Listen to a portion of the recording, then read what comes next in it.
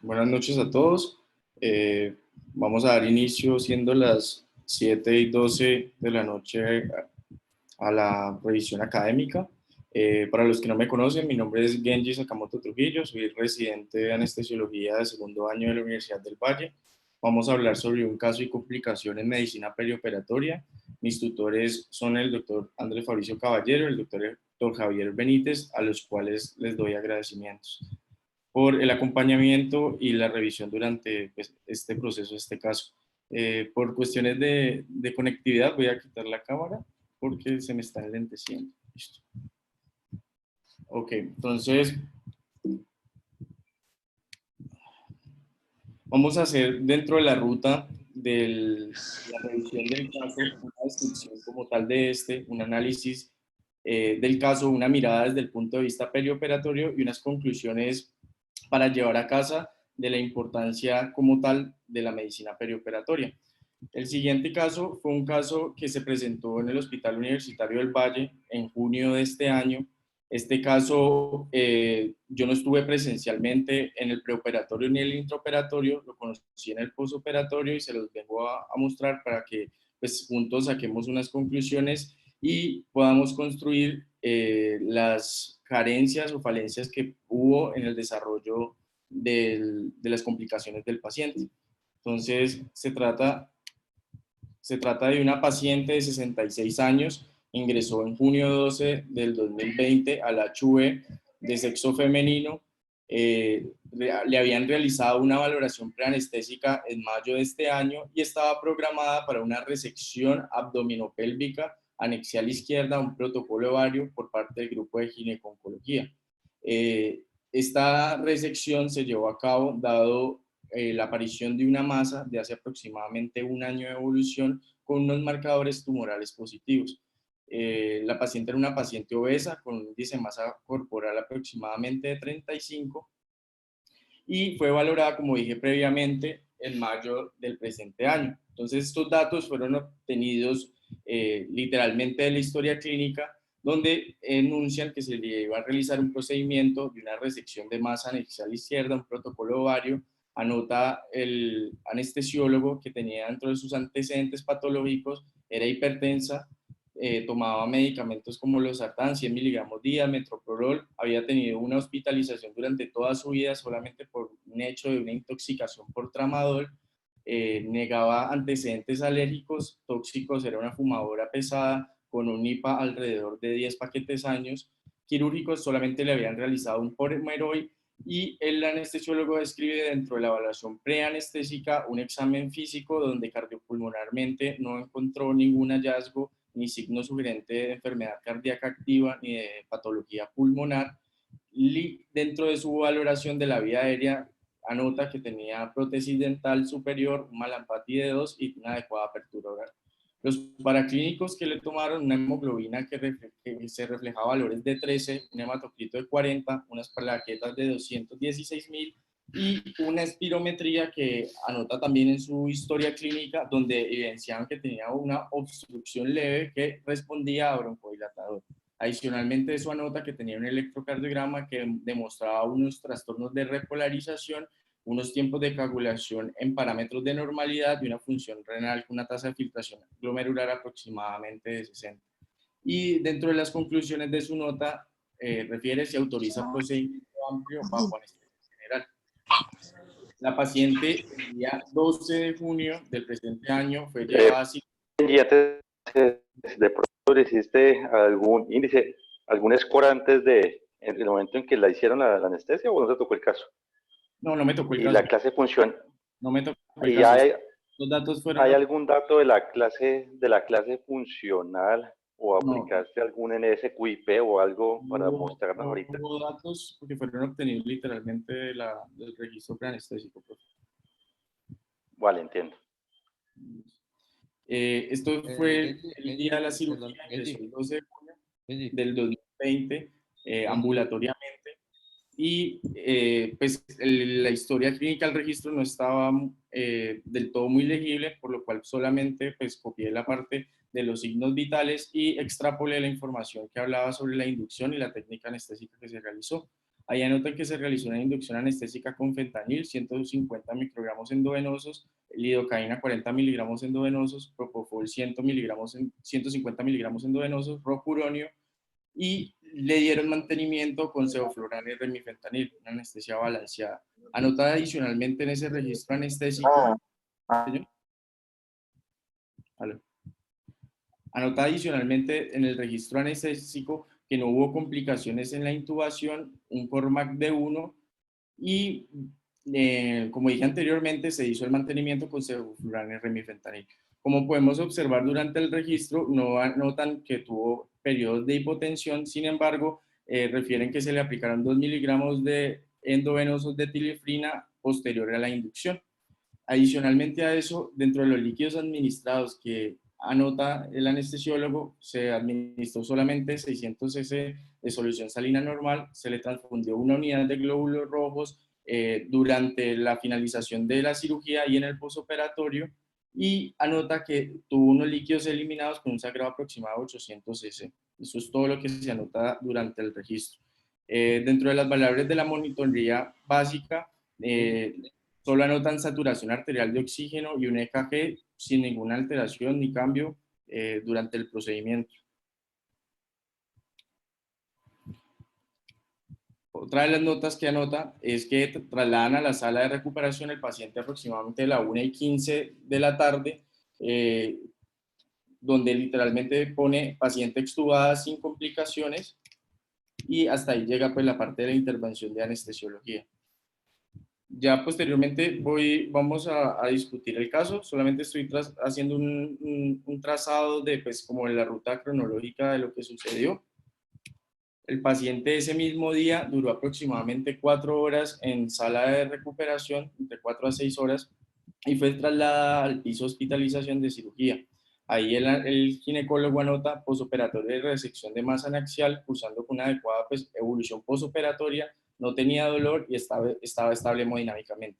Sin embargo, como dije anteriormente, en el registro no se anota pues, cuál fue el manejo multimodal que se hizo analgésico en el paciente, y lo que se aplicó en piso fue solamente 2 miligramos de morfina. El día 14 de junio, en horas de la tarde, hay otra nota del cirujano, del ginecólogo, donde anota que el paciente ha tenido una adecuada evolución posoperatoria, sin signos de bajo gasto, ha estado hemodinámicamente estable, sin sangrado evidente, y da egreso por control por ginecología en 5 días e indica uso de medias compresivas por 1 semana. Eso fue los manejos que se dieron para pues, continuar ambulatoriamente. No anotan como tal hemogramas postoperatorios, pero durante la revisión pues buscamos en el sistema y encontramos que tenía una hemoglobina post-transfusión de 10.4 y un hematocrito de 32, con plaquetas normales sin otros paraclínicos de extensión. El paciente se va el 14 y reingresa el 15 de junio del 2020 en horas de la tarde. En ese momento yo estaba pues, cursando mi rotación de ginecología e ingresa directamente al servicio de urgencias de ginecología y obstetricia. Ahí el ginecólogo anota durante su nota que el paciente se encuentra en críticas condiciones generales, la observan taquipnéica, hipotensa, desaturada, con un abdomen blando depresible sin signos de irritación peritoneal. Adicionalmente a eso, no evidencian sangrado evidente. Dentro de los signos vitales que yo presencié objetivamente, se encontraba una tensión arterial de 90 a 54 milímetros de mercurio, con una tensión arterial media que daba aproximadamente de 64, una frecuencia cardíaca de 128 latidos por minuto, una frecuencia respiratoria de 26, y en ese momento estaba con la máscara de no saturando 95%. Dentro de los paraclínicos que se tomaron en la inmediatez, anotan un hemograma de una hemoglobina de 10, un hematocrito de 30, unas plaquetas de 186.000, con unos leucos de 16.000, con neutrófilos del 50%. Unos gases arteriales que se evidenciaba una acidosis metabólica, una base exceso de -4, compensada, y con unos índices de oxigenación con una PAFI de 166, un lactato en 3, una creatinina de 0.9 y un PUM de 23. En ese momento, como ingresó pues, al servicio de urgencias, yo junto con uno de mis profesores realizamos pues, el abordaje como tal para evidenciar pues, el tipo de shock y la condición crítica del paciente, se le dio una carga de líquidos de aproximadamente 500 cc de solución salina normal, mejorando su tensión arterial media por encima de 70. La frecuencia cardíaca siempre se mantuvo en 128 latidos por minuto y la paciente continuó taquipnéica. Adicionalmente a eso, se le tomó pues, en la inmediatez esos gases arteriales que observamos pues, lo que acabo de mencionar. Se le tomó este electrocardiograma. Aquí quisiera que alguno de mis compañeros R1 o algún interno pues quisiera decir qué ve durante este trazado electrocardiográfico.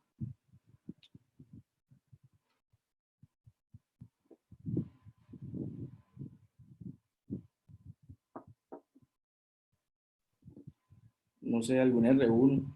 Hola, buenas noches. ¿Me escuchan?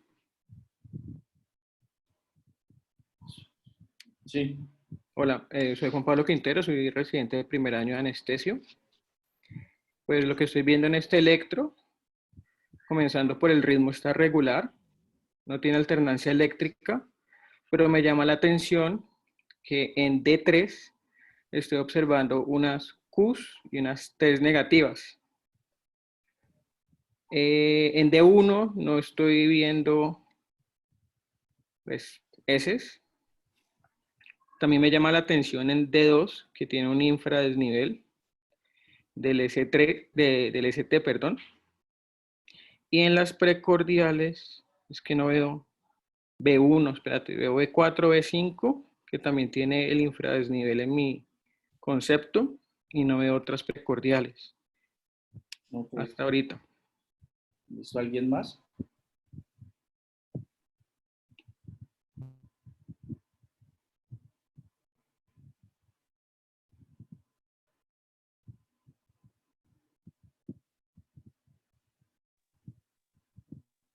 Aló, buenas noches. Soy Carlos Maturana, residente de segundo año.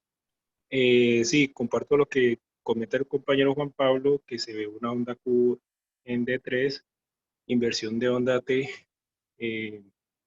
también en D3, también en D2. También me llama la atención, pues, el límite, pero la frecuencia cardíaca da para 100 latidos por minuto, o sea que tiene adicionalmente taquicardia, y en las derivaciones precordiales no veo una adecuada progresión de la onda T.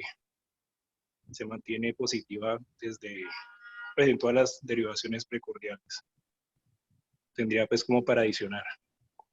Ok, gracias Carlos. Bueno, entonces efectivamente se tomó este electrocardiograma en el servicio de urgencias. Aquí pues podemos ver que hay una... Genji, perdón, me llama la atención que tiene como un signo de McGuigan-White. O sea, aparece como una S que yo creo que lo pusieron acá, S1Q3T3. Ajá, exactamente. Entonces se ve pues la onda S en la derivación 1, la onda Q en 3 y la onda T negativa también en la derivación de 3. Entonces podría ser compatible con una alteración derecha, ¿no?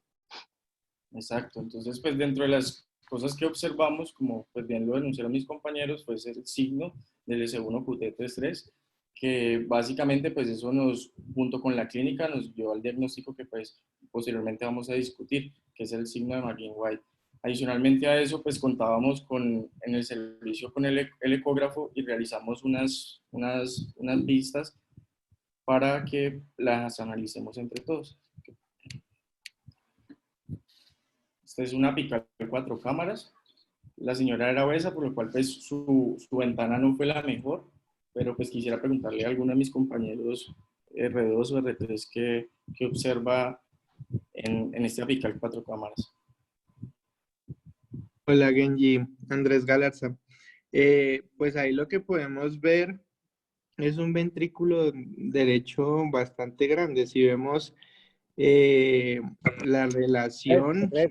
Andrés, Sí, ve diciéndole en orden primero. Ventana, ¿qué ventana ves?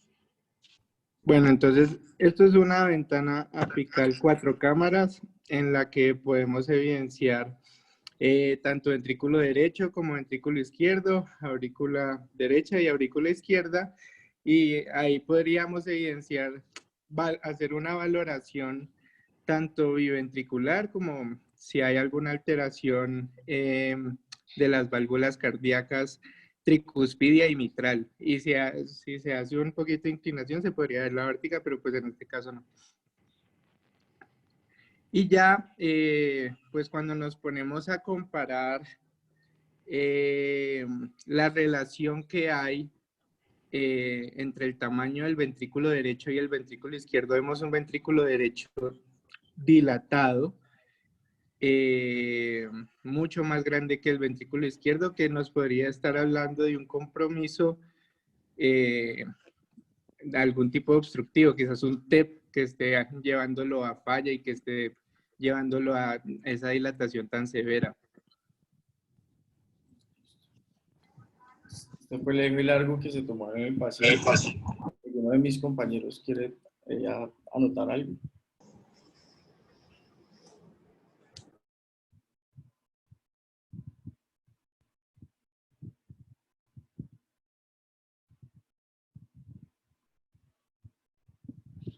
Aló, buenas noches. Doctor, habla bien. Pues viendo... Aló, perdón. Sí, Pues, continúa. es un eje largo en donde primero pues no tiene líquido libre, entonces no estoy pensando en taponamiento. Estoy viendo el ventrículo derecho en donde se ve como una ligera D cuando se está en la diástole. Por lo que no sé si me queda muy claro si probablemente tenga un signo de McConnell. ¿Alguien más?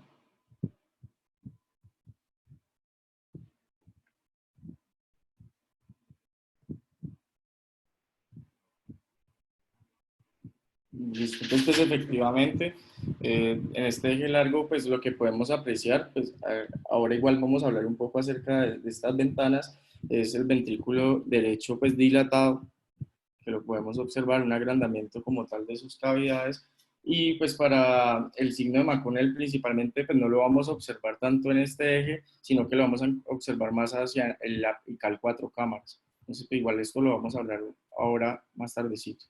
Y en esta ventana, ¿alguien puede anotar algo?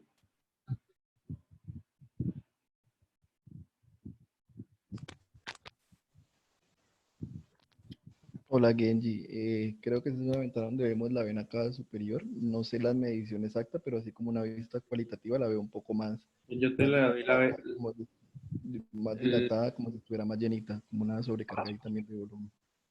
de 26 milímetros y no colapsaba en la inspiración.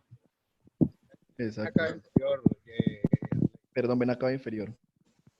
la vena cava superior que entra el sofá ahí. Exactamente. Entonces, pues, esta es como el abordaje en resumen. Y traté de pues, que fuera como cronológicamente anotando bajo la historia clínica de las cosas que pudimos evidenciar desde el preoperatorio hasta el intraoperatorio y el posoperatorio. Entonces, en resumen, pues, para que se objetivice un poquito, el paciente le hicieron una valoración preoperatoria a un paciente que iba programada para una cirugía de un protocolo de ovario por un posible CA de ovario, marcadores tumorales positivos, como antecedentes importantes era obesa, tabaquismo pesado e hipertensa, sin ningún otro antecedente. En el intraoperatorio no denotaron que hubiese inestabilidad hemodinámica, pero le transfundieron una unidad de glóbulos rojos. Y en el postoperatorio ingreso a esta paciente solamente con una medida de unas medidas compresivas sin considerarse pues, más tromboprofilaxis o algo adicional. Y posteriormente reingresa el día siguiente en un cuadro agudo de descompensación hemodinámica, taquicárdica, taquipneica, inicialmente hipotensa y con signos aparentes de bajo gasto. Se le toma un electrocardiograma donde no tenemos electrocardiograma previo, pero se evidencia un signo que lo enunciaron mis compañeros, el signo de S1, U3, T3 o el signo de Magin-White.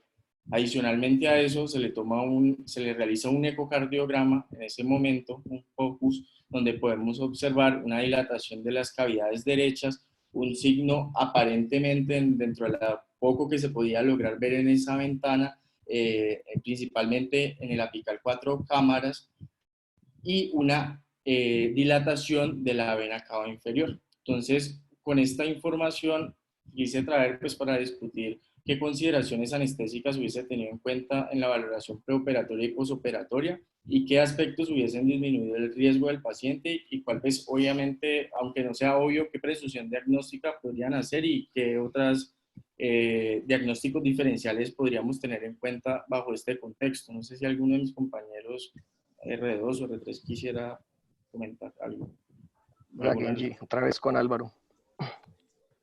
Pues yo sí quisiera decir algo, y es que esa paciente sí debió haber requerido una valoración preanestésica un poquito más completa, un poco más completa. Dentro de esos factores, haber tenido en cuenta el riesgo trombótico que tenía esta paciente. Es una paciente, primero, que es obesa, la edad, es una paciente con una malignidad que va a ser sometida a una cirugía mayor, y además de eso, fumadora, que posiblemente la predispone a EPOC. Eso en un índice de Caprini le podría dar más de 5 puntos. Entonces, creo que sí se quedó corta esa valoración, y posiblemente hubiese sido candidata a una tromboprofilaxis o incluso sí, una tromboprofilaxis farmacológica, ¿no? Que creo que no la hubo, posiblemente, y eso pues a veces hubiese disminuido bastante el riesgo, además de la compresión neumática intermitente que también se indica, y lo que le hicieron solamente fue medios de presión. Y posiblemente con todos esos factores de riesgo y con la clínica que nos hablas, posiblemente la paciente estuvo, pues con la clínica que tuvo, bajo el diagnóstico de un tromboembolismo pulmonar. Eso es lo que pienso. Álvaro, una pregunta. Es que yo que a la señora le ordenaron una espirometría. No sé si, digamos, es un examen que está indicado para este tipo de procedimientos, porque se me hizo muy raro que tuviera ese tipo de estudio. ¿O ustedes qué opinan de pronto? Pues, Pues profe, yo lo que creo pasa que es que, estándar no es. Dale, dale, Álvaro. No, dale.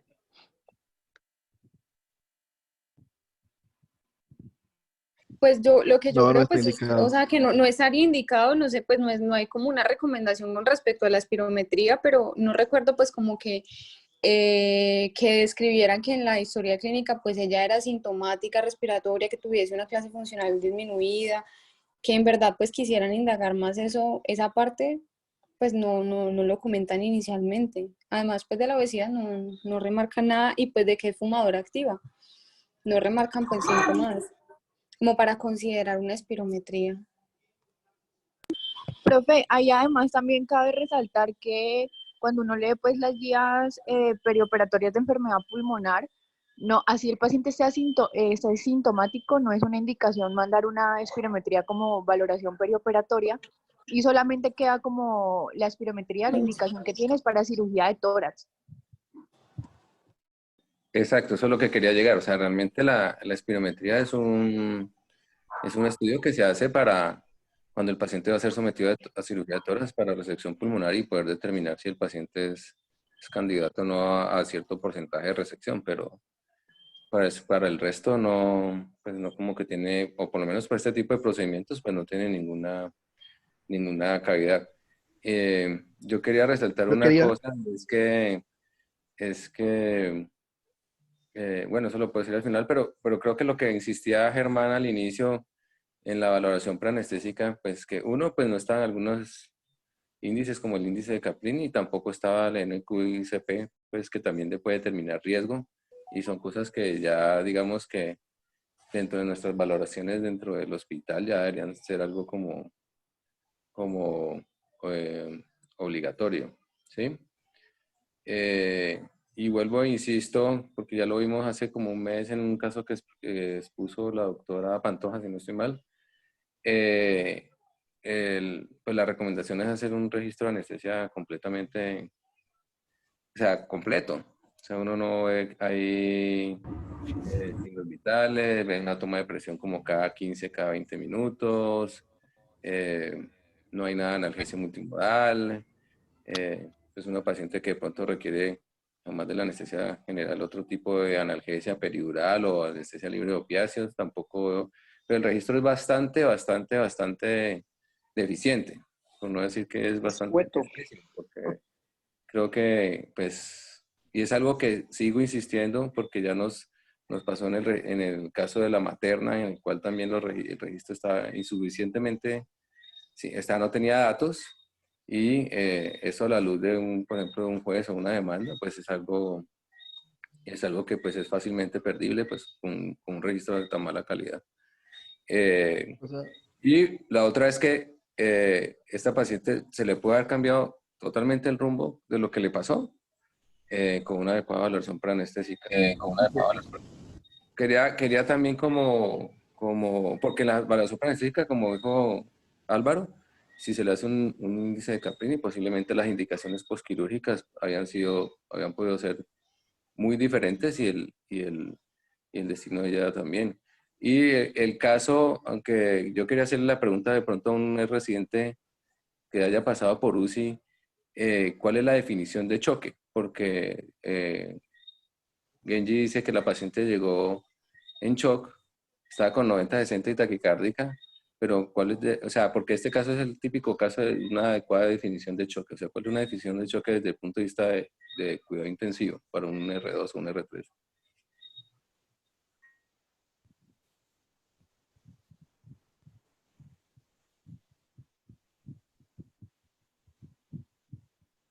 ¿Sí me escucharon? No sé.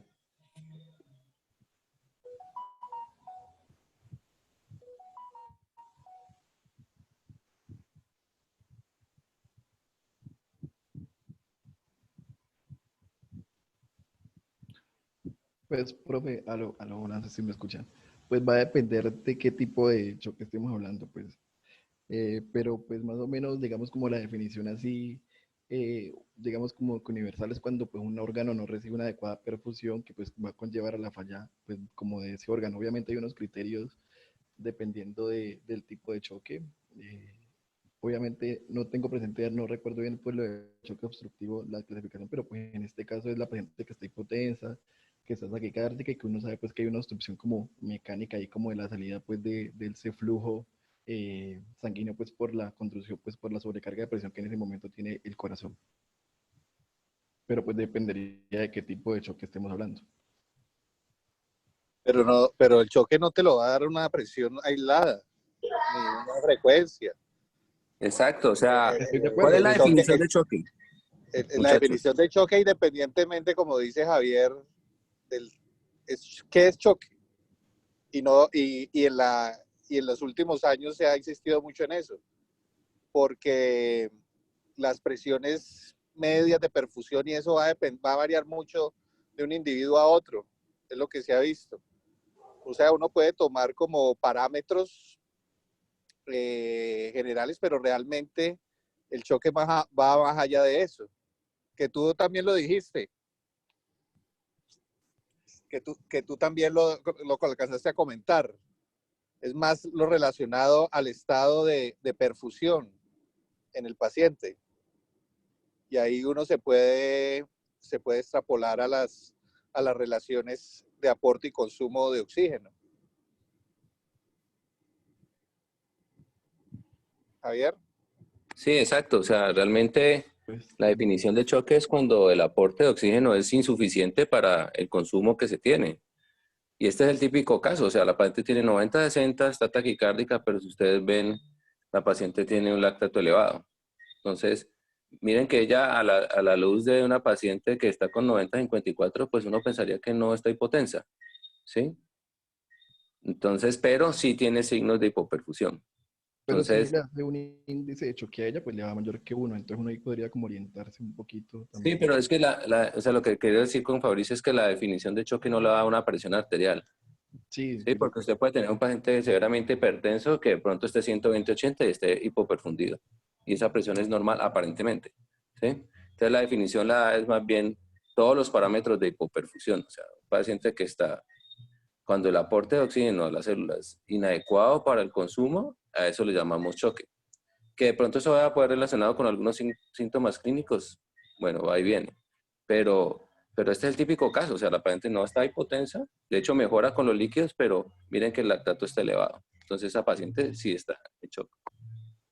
Otra cosa que yo quería mencionar ahí cuando, digamos, dentro de la oración preoperatoria, y fue algo como que revisamos hace poco, es que pues me llama la atención que es una paciente que 2 días después del posoperatorio llegó muy, digamos, comprometida. Uno podría inclusive hasta criterios como de té pasivo o algo así. Entonces una cosa buena que hubiera sido esta paciente es mirarla antes de la, pues cuando le van a hacer la cirugía unos días antes, mirarle el CUS, que de pronto esta paciente ya por todos los factores de riesgo mencionados que teníamos, hubiese sido de pronto una candidata de este estudio que es de como de tamizaje, y creo que en el hospital tenemos como toda la posibilidad de hacerlo. Y de pronto esta paciente hubiese tenido antes pues de la cirugía, porque pues fue como muy rápido, tener algún signo pues de por lo menos trombosis venosa profunda o algo así. Allí me gustaría adicionar algo, pues lo que es recalcarles pues, para los nuevos residentes, especialmente en el primer año, lo que hablábamos de algunas escalas de evaluación de riesgo. Escalas como la del NSQIP, aquí también cabe la de Caprini, y considerar pues que esta paciente oncológica, obesa, fumadora, tenía una cantidad de factores de riesgo para hacer un tromboembolismo. Aquí en el intraoperatorio sí me gustaría, o no sé si Genji lo vaya a desarrollar en el transcurso de la conferencia, sobre elementos que de alguna forma pueden incidir para proteger, o que se ha encontrado algún factor protector para tromboembolismo. Entonces no sé si lo vayan a desarrollar, pero aquí así pensando de plano, o sea, no le veo como mucha relevancia a la sangre, pues una unidad de glóbulos rojos de una paciente oncológica, y pues no aparenta haber estado de hipoperfusión según ese pésimo registro que se observa allí, pero pues no es como muy claro en ese gráfico. Entonces sí, no sé si Genji lo vaya a discutir un poco en el transoperatorio, y pues si vamos también a hablar del oncológico, pues aunque si bien en un webinar hace poco el mexicano, en el cual hablaba pues la transfusión de componentes no modificaba mucho los desenlaces pues, en el posoperatorio, sí sería bueno pues también pensar en este desenlace de tromboembolismo, si de alguna forma u otra estamos incidiendo en algunos elementos en el transoperatorio. Gracias. De hecho, Germán, por ejemplo, una paciente con una cirugía mayor que no tenga sonda vesical para registro, que las pérdidas permisibles creo que eran como 1600, y ahí está, le ponen sangre por un sangrado de 800, entonces no le veo como sentido eso. Y pues uno aquí no ve tampoco en esta paciente oncológica, que en el hospital es muy frecuente, y pues uno habla con los cirujanos, y me imagino que está operada por el doctor Quintero, el de los gineco-onco, en la combinada. Uno le puede dejar un catéter de analgesia epidural, que puede ser una medida que no sé si la vaya a desarrollar más adelante, que pueda ayudar, que se ha encontrado, si bien la evidencia no es muy fuerte, pero pues tiene algún factor protector para estos pacientes. Y era indiscutible que esta paciente, pues no sé si las órdenes posquirúrgicas era heparina bajo peso No, para profe. manejo posquirúrgico en casa, si era el plan de manejo ambulatorio. No, el plan solamente, como mostré aquí, era solamente medias compresivas por una semana. Claramente esta paciente tenía muchos puntos que le daban pues para una antiagregación, al menos, perdón, una anticoagulación de manera profiláctica, porque tenía muchos factores de riesgo: cirugía oncológica, cirugía mayor, obesidad, fumadora. No sé si tenía alguna lesión pues en los miembros inferiores, pues para pensar en enfermedad varicosa. Y nuevamente me adhiero a lo que se menciona, y para recalcar, la espirometría no tiene ninguna utilidad en esta paciente. O sea, no consideren espirometría. Solamente lo que dijo el doctor Benítez, la única indicación, de resto nada. Las espirometrías no sirven, están mandadas a recoger. Profe, de pronto ahí a mí me gustaría agregar, ya que están hablando del intraoperatorio también, pues teniendo la consideración de la adecuada pues evaluación perioperatoria que se le debe realizar a esta paciente, y teniendo en cuenta que la cirugía es una cirugía de alto riesgo y la paciente también tiene muchos factores de riesgo pues para ese compromiso hemodinámico que también lo puede presentar intraoperatorio el TEP, pues no sé, Genji, de pronto tal vez lo mencionaste si no te escuché, si le pusieron pues una línea arterial, catéter venoso central, No, no sé. solamente monitoría Ah, hemodinámica invasiva. Bueno, No entonces, tenía ni sonda, doctora, no había sonda vesical. bueno, Entonces, yo considero también que la paciente se hubiese beneficiado también o se hubiera pensado en una monitoría invasiva, teniendo en cuenta, pues, recogiendo todo lo que hemos dicho.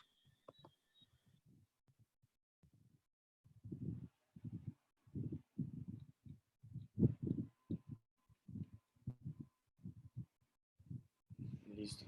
¿Alguien más tiene algo que anotar? ¿O? Es que vi que alguien levantó la mano.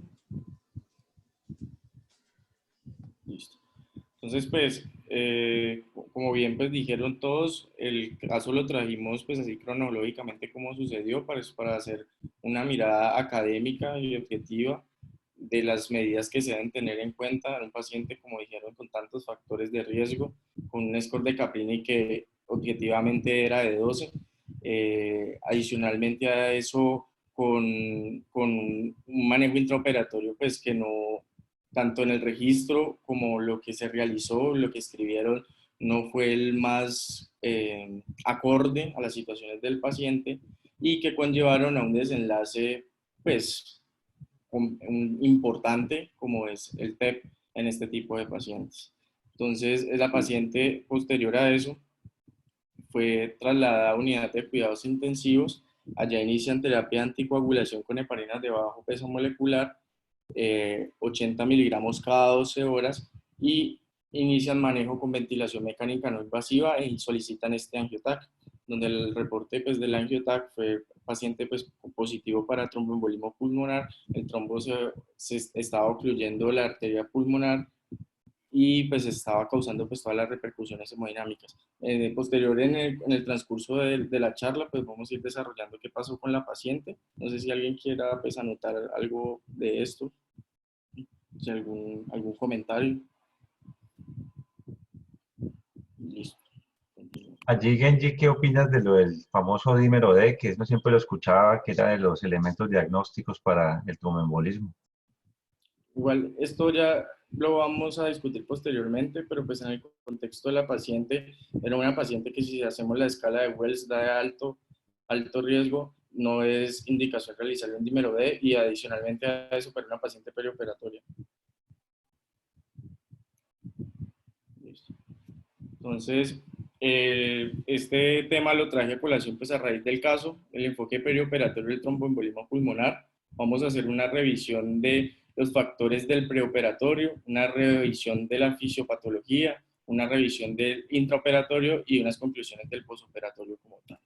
Entonces, epidemiológicamente hablando, se habla que el tromboembolismo pulmonar es una de las causas de muerte intrahospitalaria más frecuentes. Se dice que es la tercera causa de muerte intrahospitalaria más importante en los Estados Unidos y en Europa, es donde se encuentran pues, los grandes registros. Se habla de una incidencia anual de 66 a 100 por cada 100.000 pacientes. Esto, como dije anteriormente, registros pues, de Estados Unidos y de Europa, hace parte del 25% de las muertes súbitas, el 30% de los pacientes con tromboembolismo pulmonar que no reciben un diagnóstico oportuno y no reciben un tratamiento oportuno fallecen en el primer mes. Y se habla que el tromboembolismo pulmonar puede cursar en el 25% de los pacientes hospitalizados que son quirúrgicos. Hay otro aspecto importante, es que la trombosis venosa, tanto la trombosis venosa profunda como el tromboembolismo pulmonar, existe un porcentaje significativo que es silente. No se conoce como tal cuánto es el porcentaje de los pacientes, pero se cree que oscilan en el contexto de los pacientes quirúrgicos alrededor del 30%, sí, dado a que muchas veces estos pacientes no desarrollan síntomas y los trombos que se ubican a nivel pulmonar son muy distales y no generan como tal una repercusión en la inmediatez aguda, y se describe que este tipo de pacientes que es posterior a una intervención quirúrgica y desarrollan este tromboembolismo pulmonar silente van a desarrollar un tromboembolismo pulmonar crónico que posteriormente va a ser diagnosticado por una hipertensión pulmonar. Adicionalmente a eso, epidemiológicamente hablando, se sabe que la cirugía aumenta el riesgo alrededor de 5 veces en los pacientes de desarrollar tromboembolismo pulmonar, independientemente del tipo de cirugía que se vaya a realizar, con unas incidencias mayores a nivel intraoperatorio y posoperatorio. Se habla que el 20% de los pacientes pueden desarrollar TEP intraoperatorio y el resto del porcentaje es a nivel posoperatorio. La incidencia como tal en los pacientes quirúrgicos no hospitalizados es alrededor entre el 0.3 al 1.6%, y las dos cirugías que más son factores de riesgo y que tienen unos OR elevados son las cirugías oncológicas ginecológicas y la cirugía ortopédica, principalmente la cirugía de artroscopia de rodilla y la de prótesis de cadera. Cuando a un paciente se le realiza un protocolo adecuado de tromboprofilaxis, este porcentaje que oscila entre el 5 al 25% puede disminuir hasta el 0.5%. Existe un metaanálisis muy grande que fue desarrollado por el autor que encontramos en la diapositiva, Rogers et al., que fue desarrollado entre 1999 hasta el 2012, donde se comparó en varias revisiones de varios estudios la incidencia de trombosis venosa profunda y de tromboembolismo pulmonar en pacientes principalmente de cirugía ortopédica y hicieron la comparación entre anestesia balanceada y epidural. Ahí no describen como tal si era una técnica combinada o no, pero pues realizaron la comparación con la anestesia epidural. Lo que anotan en el artículo es que cuando se realiza la anestesia epidural, se evidenció que tenía una disminución del riesgo de cerca del 55%. Adicionalmente a eso, a pesar de todas las medidas y el conocimiento de la fisiopatología de la trombosis venosa profunda y el tromboembolismo pulmonar, los factores de riesgo, la incidencia en 2 décadas no ha disminuido. En el contrario, ha ido aumentando. Entonces, esto ha hecho que las principales organizaciones a nivel mundial, como son las guías del CHES, las guías del Colegio de Hematología de los Estados Unidos, las guías perioperatorias de medicina perioperatoria, valga la redundancia, de Europa, hayan estipulado unos pasos y unos scores de evaluación muy claros para tratar de optimizar la tromboprofilaxis en estos pacientes. Se cree que esta incidencia en 2 décadas no ha disminuido principalmente basado en que no hay una interiorización tanto del equipo quirúrgico como del anestesiólogo, como del médico internista o general que atiende al paciente en optimizar la terapia tromboprofiláctica. Y esto se debe principalmente a un desconocimiento. Entonces, por lo cual vamos a revisar algunas cosas acerca de ello. Dentro de los factores de riesgo, cabe mencionar la tríada de Virchow. Es una tríada pues, que conocemos desde el pregrado, que está basada principalmente en 3 factores. Esto se describió hace 2 siglos aproximadamente y básicamente habla de la estasis, la hipercoagulabilidad y la lesión endotelial. Hoy en día sigue siendo la tríada clásica por la cual nosotros tenemos que direccionar los factores de riesgo de los pacientes. Existen adicionalmente unos factores de riesgo hereditarios que están dados principalmente por unas carencias de algunas sustancias endógenas anticoagulantes y de algunos estados protrombóticos que pueden generar la ocurrencia principalmente en edades muy tempranas de trombosis venosa profunda y tromboembolismo pulmonar. Existen algunos factores de riesgo adquiridos, como la edad mayor a 65 años, es el factor de riesgo que más se ha visto que aumenta el riesgo y las complicaciones de los pacientes y la mortalidad misma. Adicionalmente a eso, un paciente con movilidad reducida, con antecedente de trauma raquimedular, un paciente obeso, principalmente con índice de masa corporal por encima de 35, paciente que tenga un cáncer activo, los estados de embarazo. Y una de las cosas que muchas veces se le olvida a uno preguntarle a los pacientes, los anticonceptivos hormonales, que pueden generar un aumento del riesgo de trombosis en los pacientes, generación de los eventos trombóticos. Dentro de los factores de riesgo asociados a la técnica anestésica, se ha visto que la anestesia general, principalmente en cirugías que van para abdomen inferior, laparoscópico o abierto, y las cirugías de extremidades son las que mayores tienen un OR para la generación de trombosis venosa profunda y tromboembolismo pulmonar. El 90% de los pacientes hospitalizados tienen, aunque sea un factor de riesgo, y cerca del 40% al menos 3 o más, por lo cual es algo que siempre tenemos que recordar en la hora de realizar las valoraciones perioperatorias de nuestros pacientes. Para hablar un poco acerca de la fisiopatología, vamos a empezar a hablar de uno de los mecanismos más importantes, que es la estasis venosa. Como podemos recordar, el sistema venoso es un sistema que funciona en contra de la gravedad y ello funciona a partir de un proceso contragradiente. Esto es basado principalmente por 2 flujos que van a impulsar que la sangre pase desde las extremidades inferiores y llegue hacia las cavidades derechas. Eso básicamente está dado por un flujo laminar continuo y un flujo laminar pulsátil.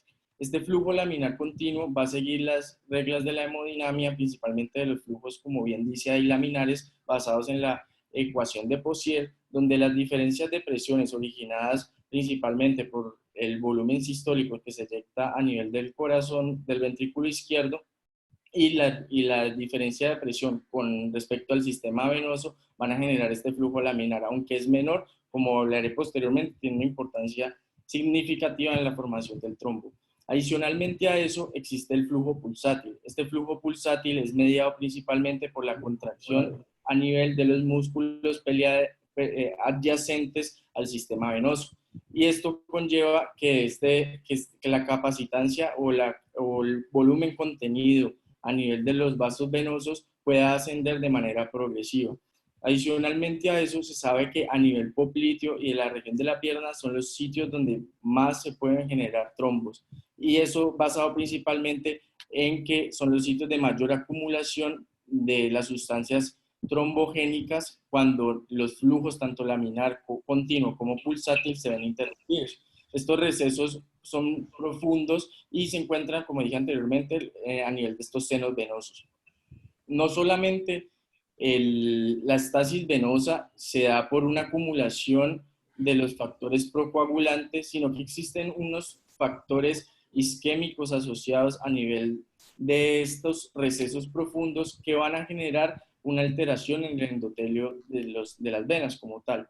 Ello se basa principalmente que cuando se empiezan a acumular y empieza a haber un proceso de estasis, se genera una mayor presión transmural a nivel del endotelio y de las capas que revisten el sistema venoso y van a generar que se perfundan en menor medida. Eso conlleva que se generen procesos isquémicos a nivel, sobre todo estos recesos venosos, y se expresen a nivel endotelial unos receptores como la P-selectina y la E-selectina. Estos receptores son supremamente importantes porque ellos tienen una adhesión y un tropismo por los monocitos circulantes que van a conllevar a que se activen estas células del sistema inmune y van a conllevar a que se libere una sustancia que es fundamental en el proceso trombogénico, que es el factor tisular. Este factor tisular, una vez liberado por estos monocitos, va a conllevar que haya un evento de cascadas procoagulantes con la consecuencia de la agregación plaquetaria y se inician los procesos de iniciación, expansión y propagación del trombo. Esto es importante, ¿por qué? Porque a diferencia de los trombos originados en el sistema arterial, donde uno trata con antiagregantes para disminuir la agregación plaquetaria, en los pacientes con trombosis venosa nosotros utilizamos anticoagulantes, porque uno de los desencadenantes primordiales de los procesos trombogénicos es el factor tisular. Entonces esto es en resumen lo que mencioné anteriormente. Estos son los receptores que más se han visto comprometidos, que es la P-selectina y la E-selectina, que expresan las células endoteliales, se van a unir a estos monocitos y van a secretar el factor tisular. Con ello se inicia pues todo el proceso trombogénico y consecuencia de ello el trombo se empieza a generar unas rupturas con la liberación de los émbolos que pueden terminar obstruyendo la circulación pulmonar. Como dije anteriormente, el flujo pulsátil tiene una característica importante. Cuando hay ausencia, el flujo pulsátil es de los principales iniciadores de la formación del trombo. Sin embargo, el flujo continuo, ese flujo que muchas veces uno no lo tiene en consideración, cuando también se ve alterado, va a generar que se propague y se aumente la formación como tal del trombo. Esto también es importante porque en los pacientes anestesiados nosotros quitamos pues, estos mecanismos reguladores y anestesiamos de manera tal pues, que se pierde la contracción muscular y con ello pues, aumenta el riesgo, como veremos posteriormente en cirugía, de la formación de trombos.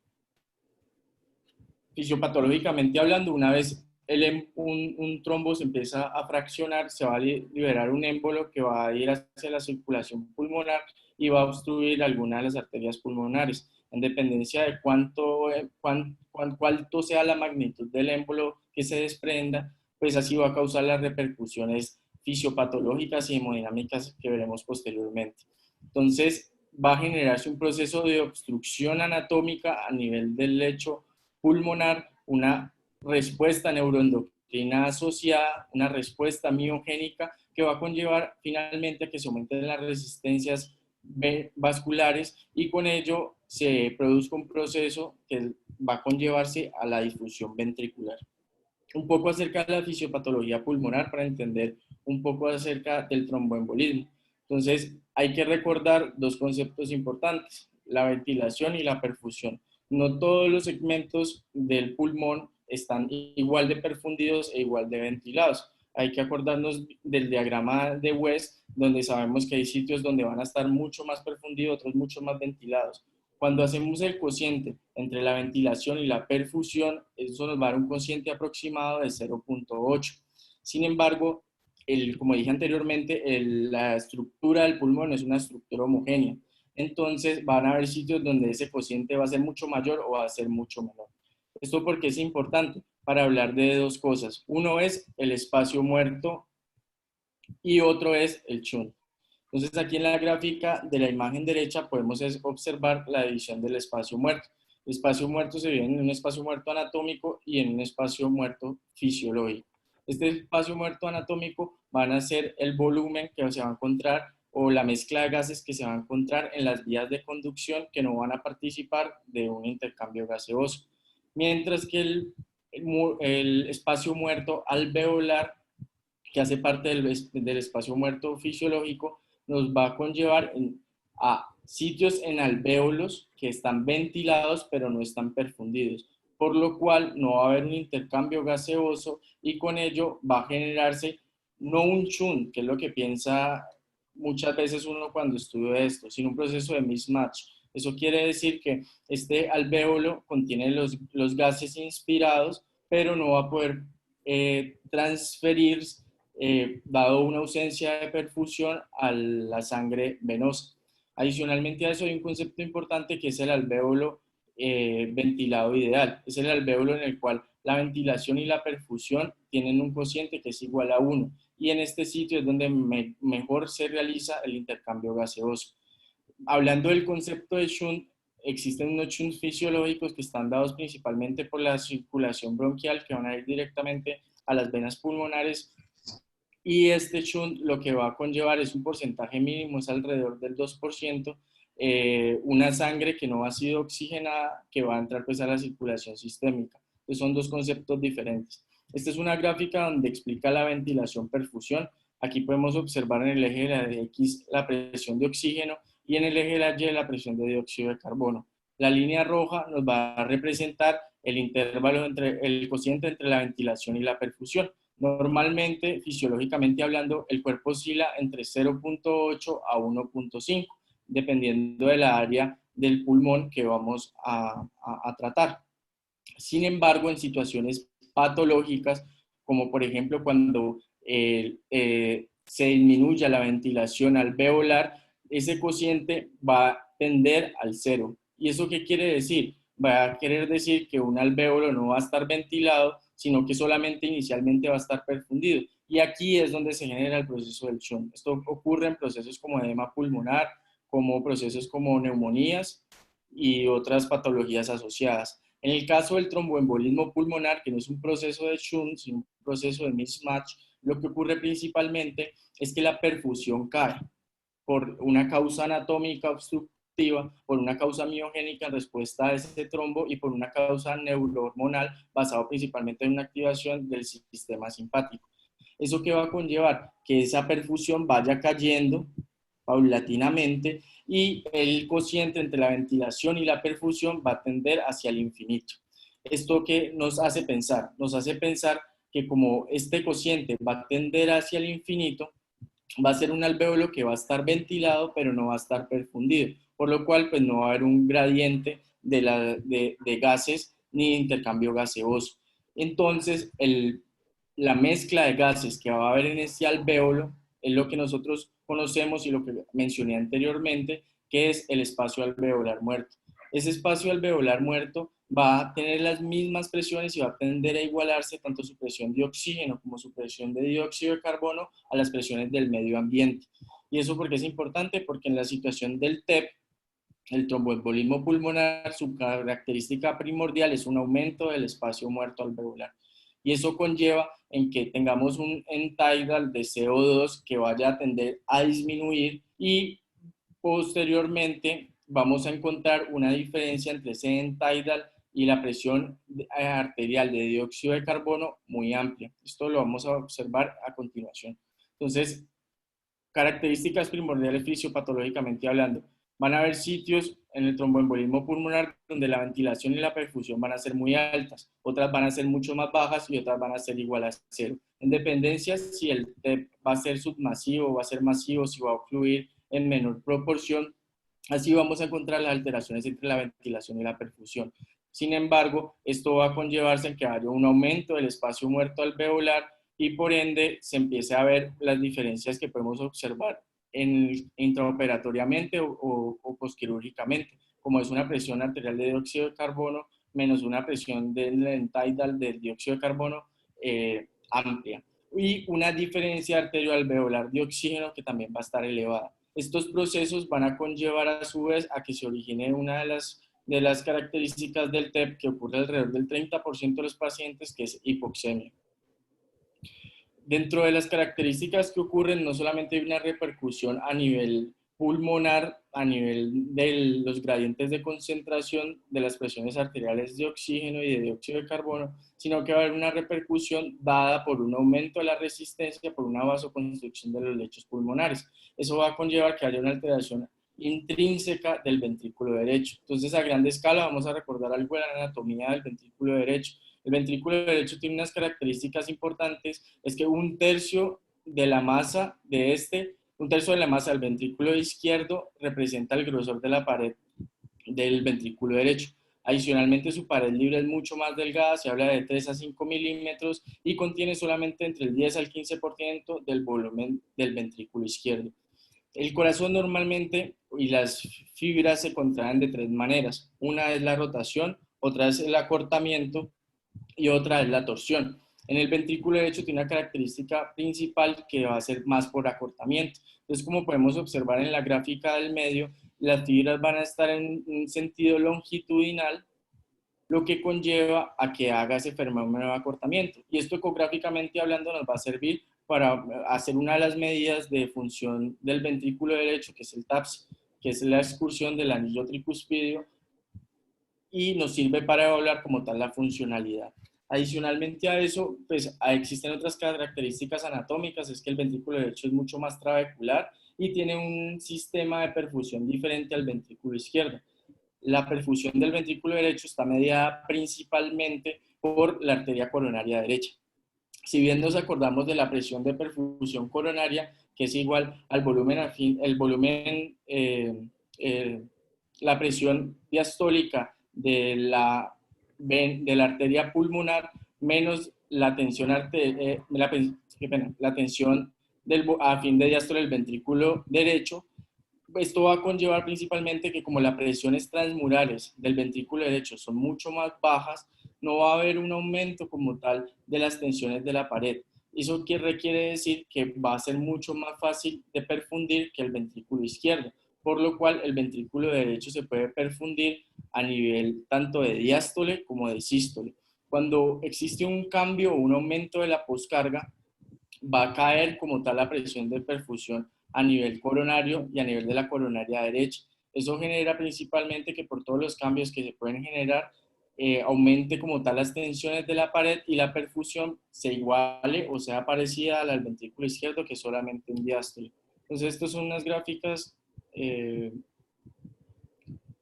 podemos observar el bucle normal de entre las curvas de presión-volumen del ventrículo derecho. Aquí más adelante vamos a hacer un análisis de ella. Básicamente existe un proceso muy importante que es la interdependencia ventricular. Esta interdependencia ventricular puede ser de 2 maneras, sistólica o diastólica.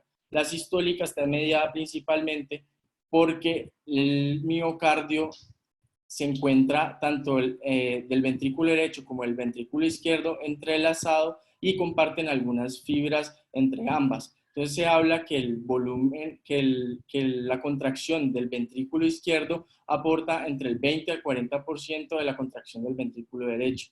Y la contracción del ventrículo derecho va a aportar cerca de entre el 4 al 12% de la contracción del ventrículo izquierdo. Y eso es lo que nos habla de la interdependencia ventricular sistólica. Cuando hablamos de la interdependencia ventricular diastólica, nos remontamos a esta imagen del lado derecho. Aquí podemos observar en la mitad un eco donde podemos observar un ventrículo izquierdo circular y un ventrículo derecho que tiene una forma de semiluna. Mientras que en la imagen superior observamos un ventrículo derecho mucho más dilatado que visualmente vemos que está como comprimiendo a nivel del ventrículo izquierdo. Cuando nos remontamos a las gráficas de presión-volumen, vemos que ese cambio a nivel de la precarga o a nivel del volumen a fin de diástole del ventrículo derecho va a conllevar que se desplace la gráfica a la izquierda y hacia arriba. Y eso nos va a hablar de algo que se llama el gradiente transeptal.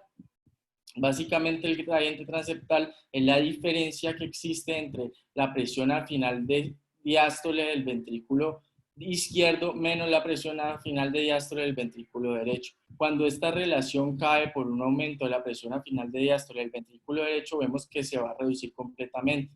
Y eso va a generar que se vaya a aplanar el septo interventricular y se disminuya la capacidad de volumen del ventrículo izquierdo, la capacidad de volumen a fin de diástole del ventrículo izquierdo. Y va a generar un proceso que se llama el proceso de doble golpe. Cuando usted reduce el volumen a fin de diástole del ventrículo izquierdo, va a disminuir como tal el volumen sistólico o el volumen de eyección efectivo. Y va a generar a su vez que las coronarias no se perfundan de igual manera y un ventrículo derecho que es muy susceptible a los cambios de perfusión va a generar procesos isquémicos. Entonces, este es el proceso de doble golpe que puede existir en el cuadro de tromboembolismo pulmonar.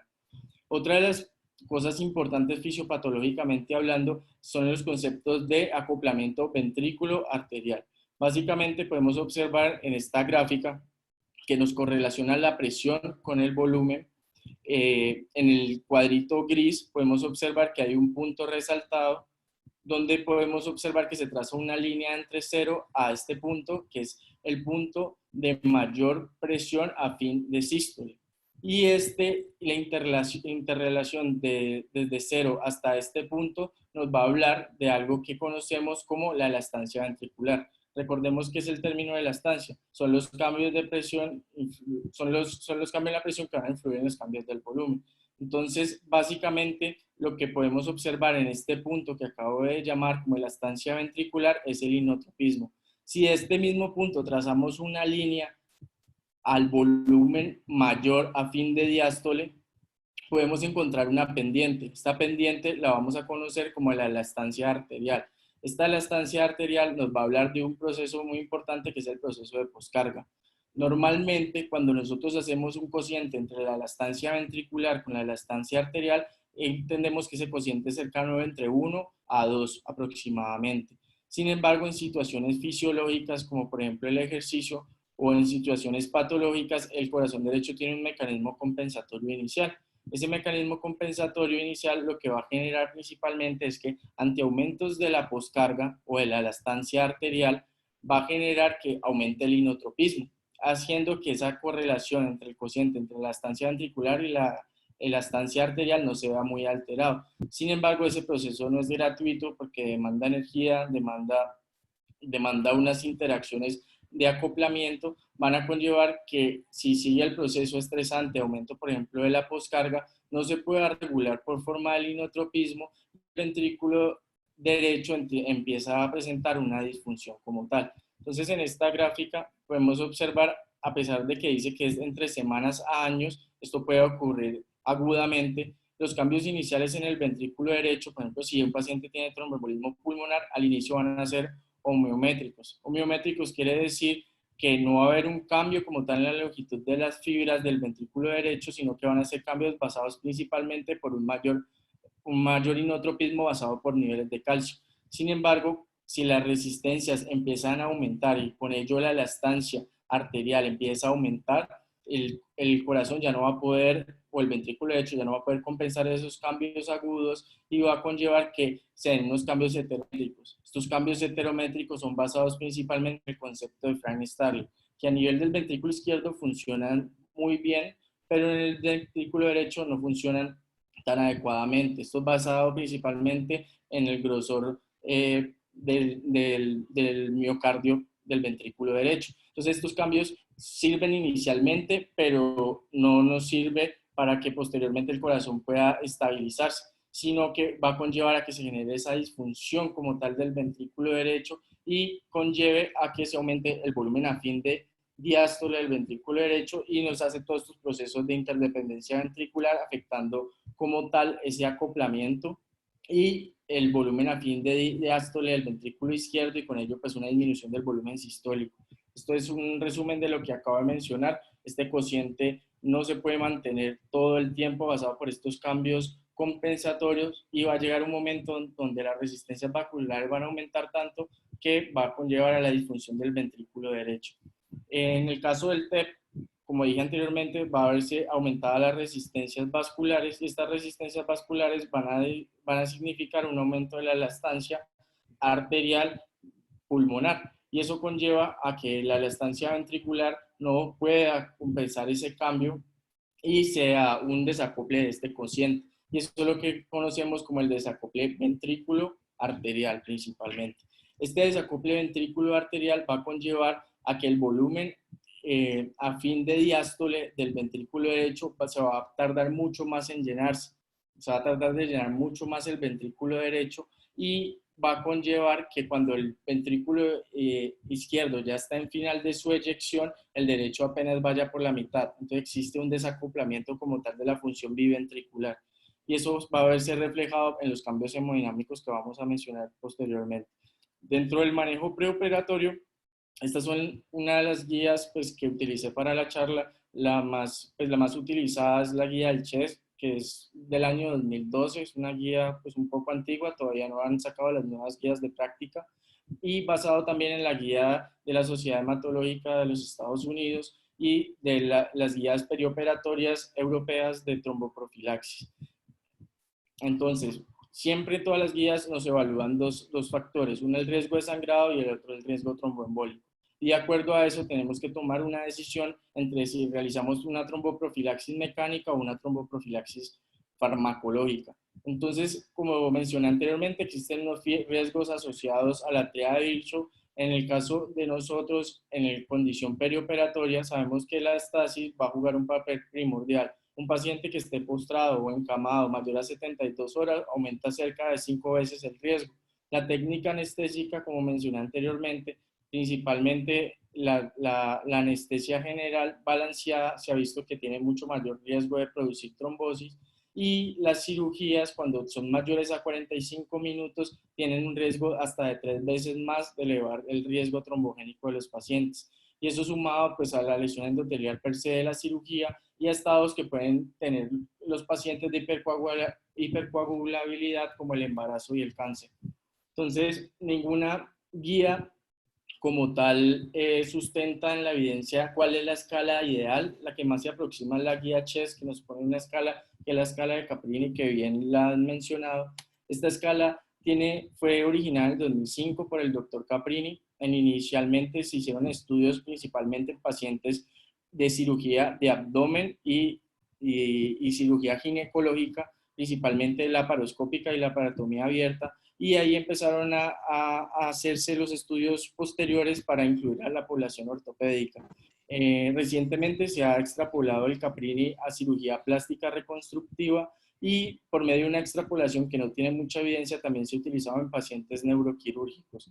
Sin embargo, como podemos observar en la gráfica, los otros scores como el PADUA, el IMPROV, el CORANA, son scores que están realizados principalmente en pacientes médicos no quirúrgicos, por lo cual pues, la escala de Caprini es una de las escalas que más nos sirve para orientar las decisiones terapéuticas en los pacientes. Entonces, básicamente son una lista de factores de riesgo donde la mayor puntuación sea en pacientes con artroplastia electiva, pacientes que tengan fractura de pelvis o de cadera, o pacientes que tengan una trauma raquimedular en el último mes son los que más van a otorgar puntuación. Asimismo, hay otros tipos de cirugía, como lo pueden observar, como la cirugía artroscópica, que da una puntuación de 2 puntos, y las cirugías principalmente de pelvis, que pueden generar una puntuación mucho mayor. Entonces, uno realiza la escala y de acuerdo a eso da una puntuación. En el caso de nuestro paciente, nos dio una puntuación de 12, o sea, es una escala son un riesgo súper alto. Aquí el riesgo solamente se habla alto cuando es por encima de 5 o bajo entre 1 y 2, moderado entre 3 y 4 y muy bajo de 0. El riesgo de sangrado es otra de las cosas que siempre se menciona en las guías, porque de acuerdo a eso tenemos que tomar una decisión. Aclaran que siempre se debe individualizar la historia clínica y el riesgo quirúrgico. No es igual una cirugía que se realice en una institución de segundo nivel a una institución de cuarto nivel, ni la destreza de los cirujanos. Sin embargo, las guías del CHES dan una puntuación del riesgo de sangrado de acuerdo a la cirugía que se vaya a realizar. Entonces ahí las cirugías que mayor tienen riesgo cardíaca, que hablan de un riesgo de sangrado del 5%, y la neuroquirúrgica, principalmente las craniotomías, que son las que más tienen riesgo de sangrado. Existen varios métodos de prevención, unos métodos farmacológicos, otros físicos o mecánicos y otros métodos combinados. Los más farmacológicos están basados principalmente en las heparinas de bajo peso molecular y en los nuevos anticoagulantes, y en la población ortopédica en el uso de la aspirina, que tiene cierta evidencia que se ha visto demostrada desde hace aproximadamente como 4 años, que en pacientes con cirugía de cadera pueden tener algún grado de beneficio. Sin embargo, los estudios de todos no son tan concluyentes y son recomendaciones en las guías de hematología de los Estados Unidos, recomendación 12. Los métodos físicos y mecánicos hablan de medidas de compresión elástica, de compresión neumática intermitente y de bombas de pie. Lo que más tiene evidencia son las medidas de la mecánica de compresión neumática intermitente, junto con las bombas de pie. Las medidas de compresión elástica, su evidencia no es tan buena, también la clasifican alrededor de 2B, 2C, por lo cual pues no hay algo que estipule como tal que esto vaya a cambiar el curso natural del desarrollo de un cuadro de trombosis venosa profunda o tromboembolismo pulmonar. Y lo otro son los métodos combinados, que pueden ser tanto farmacológicos o mecánicos, que de acuerdo al score que vamos a mencionar posteriormente, podemos saber cuándo se deben indicar. Aquí puse un asterisco importante, que es el filtro de vena cava. El filtro de vena cava tiene unas características importantes, porque antes se pensaba que en pacientes con muy alto riesgo y riesgo de sangrado, en prevención primaria se les debería poner. Sin embargo, vamos a ver qué dicen las guías y los estudios. Existen estas 3 academias que son las que más sacan guías recientemente, pero todas son extensas y complejas. Los estudios realmente no todos tienen una evidencia muy significativa, y las recomendaciones, a pesar de que casi todas tienen la misma cantidad de estudios y los mismos estudios, son diferentes. Entonces, estas son las recomendaciones que pues objetivamente leí, que me parecieron como las más prácticas y enfocadas en nuestro paciente, que son las guías de prevención de tromboembolismo pulmonar y de trombosis venosa profunda, dada por el grupo CHES en el año 2012, junto con algunas observaciones de la Academia de Hematología en pacientes quirúrgicos no ortopédicos. Entonces, lo que ellos recomiendan principalmente cuando un paciente tiene un Caprini score de 0, digamos que es una paciente joven que va para una herniorrafia inguinal, que no tiene ningún antecedente ni factor de riesgo asociado, no se debe dar tromboprofilaxis mecánica ni farmacológica, sino que recomiendan ambulación temprana. Eso difiere un poquito con las guías de hematología de los Estados Unidos del 2019, donde dicen que a estos pacientes se les tiene que dar tromboprofilaxis mecánica. Sin embargo, como dije anteriormente, los estudios son prácticamente los mismos. Cuando un paciente tiene un Caprini score entre 1 a 2, lo que recomiendan es que se debe realizar profilaxis mecánica con compresión neumática intermitente por encima de profilaxis farmacológica y de la no profilaxis.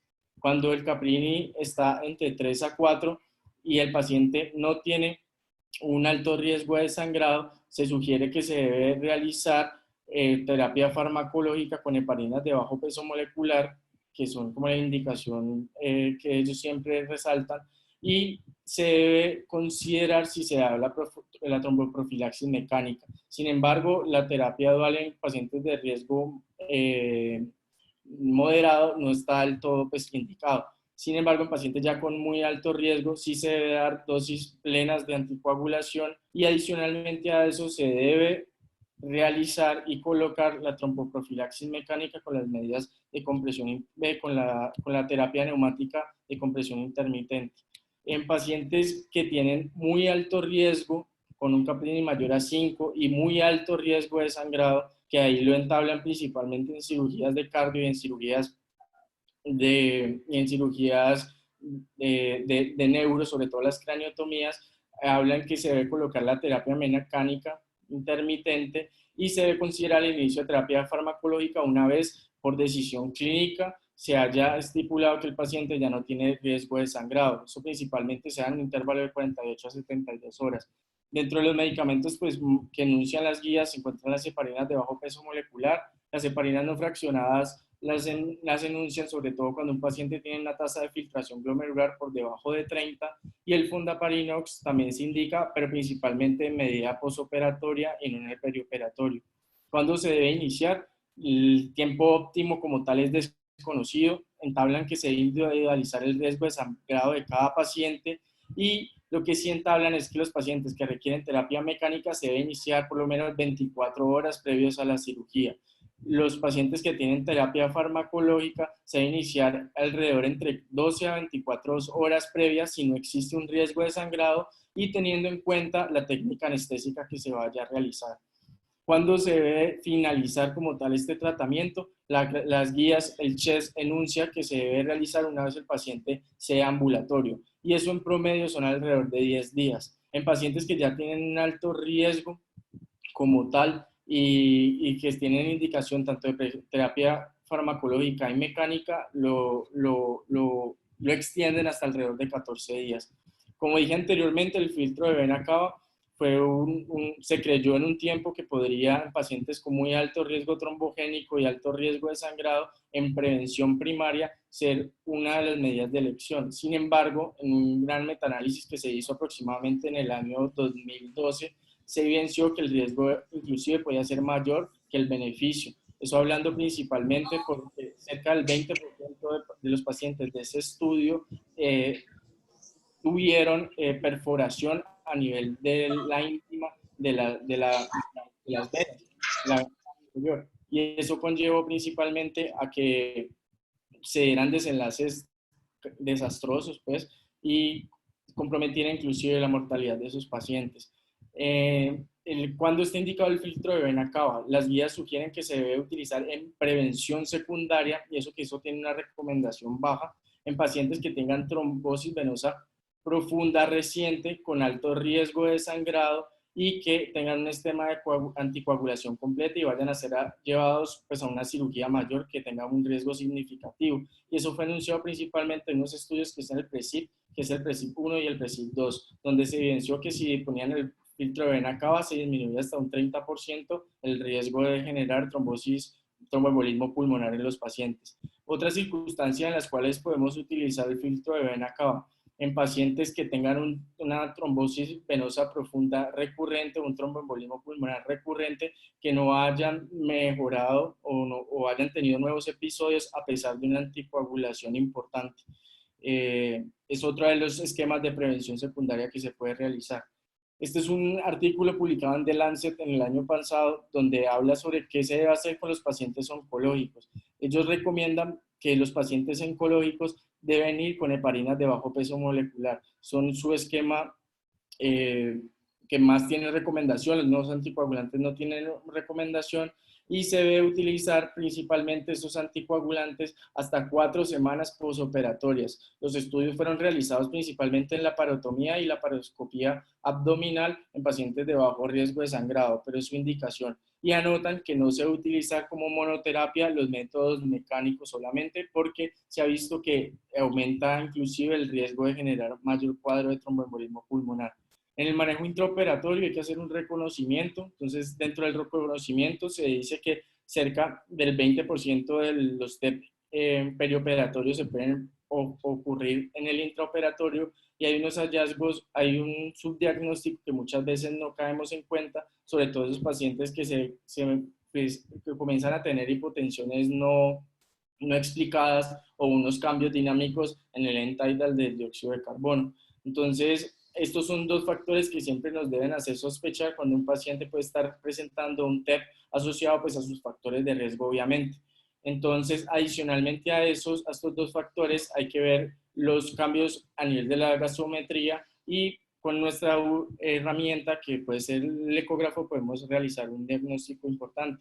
En pacientes que no están anestesiados, pues los síntomas más importantes son la disnea, el dolor torácico, el síncope, la inestabilidad hemodinámica, pacientes que no están bajo anestesia general, pues, que puede llegar a ser importante para el reconocimiento.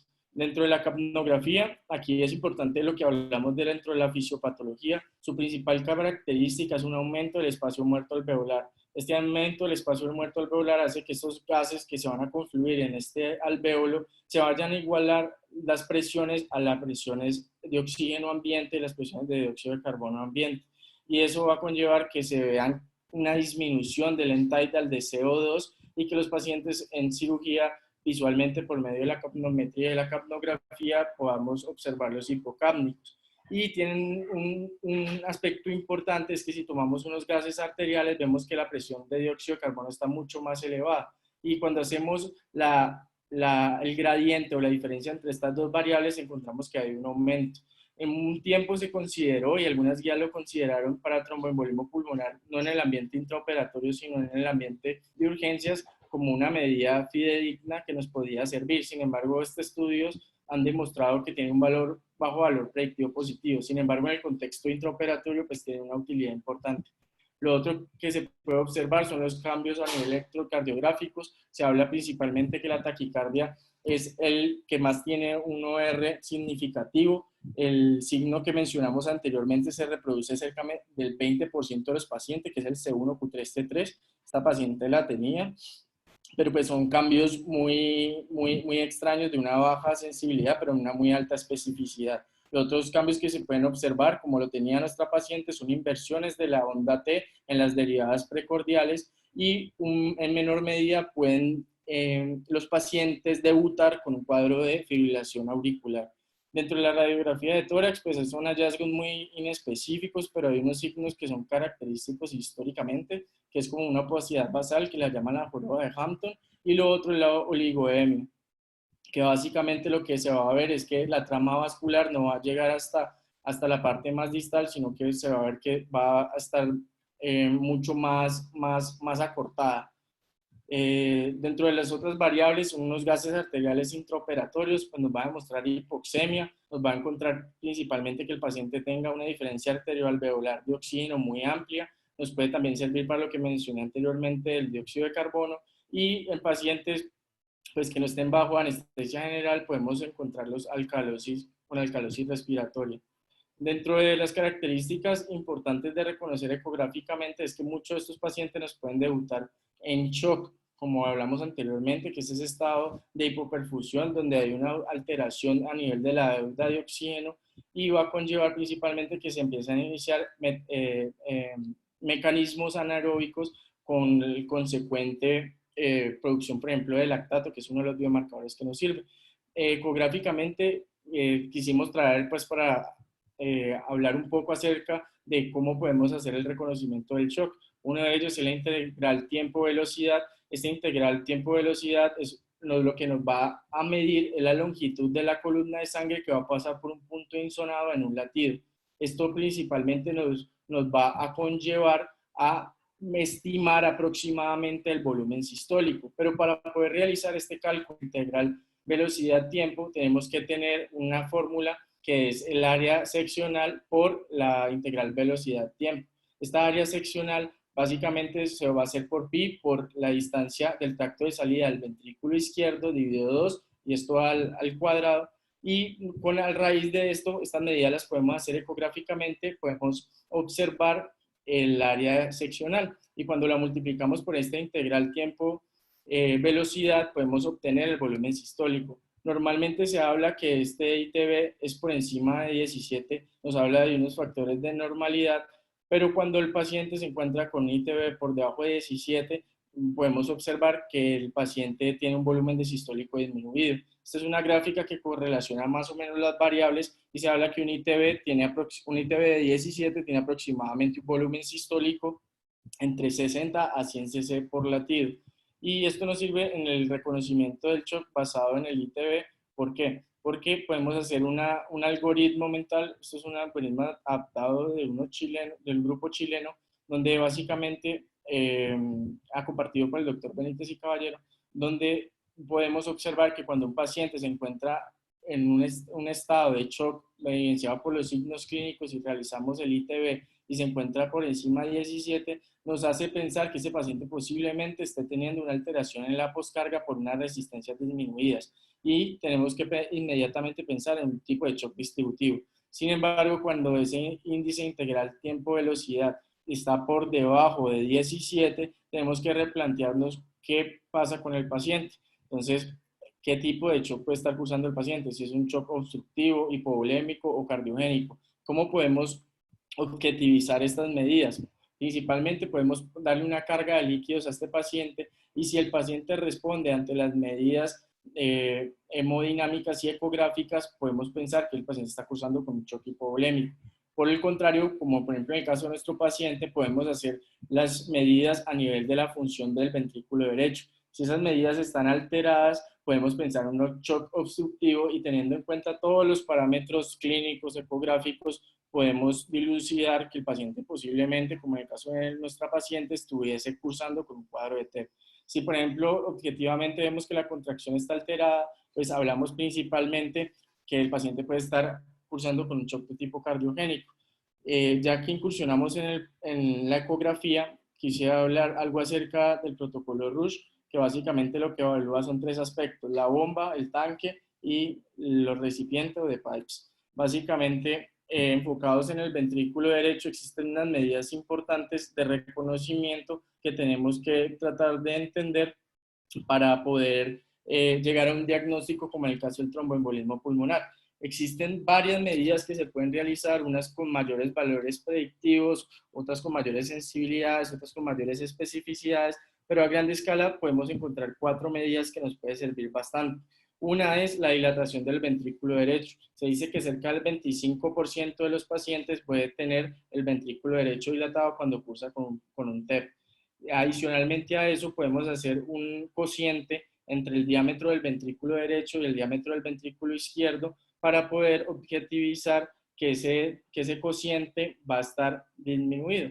Entonces aquí podemos observar las diferentes vistas ecográficas. Entonces en el caso de un eje paraesternal largo, lo que podemos observar es que el volumen del ventrículo derecho está mucho más aumentado subjetivamente. Lo que podemos observar, por ejemplo, en una apical 4 cámaras, es que, por ejemplo, el ventrículo derecho está también pues, mucho más dilatado y está comprimiendo al ventrículo izquierdo. Adicionalmente a eso podemos ver algo que se llama el septo interventricular paradójico. Ese septo interventricular paradójico está dado principalmente a que el septo, cuando se va a comprimir el ventrículo derecho, va a tender a colapsar más el ventrículo izquierdo. Y los otros cambios que podemos observar es el signo de McConnell, que alguno de mis compañeros lo mencionó, y se basa principalmente en que la pared libre del ventrículo derecho no va a estar eukinética en toda su totalidad. Va a haber una porción como la porción apical que va a ser hiperkinética y una porción, y el resto de las porciones de la pared libre van a estar eukinéticas o hipokinéticas o akinéticas.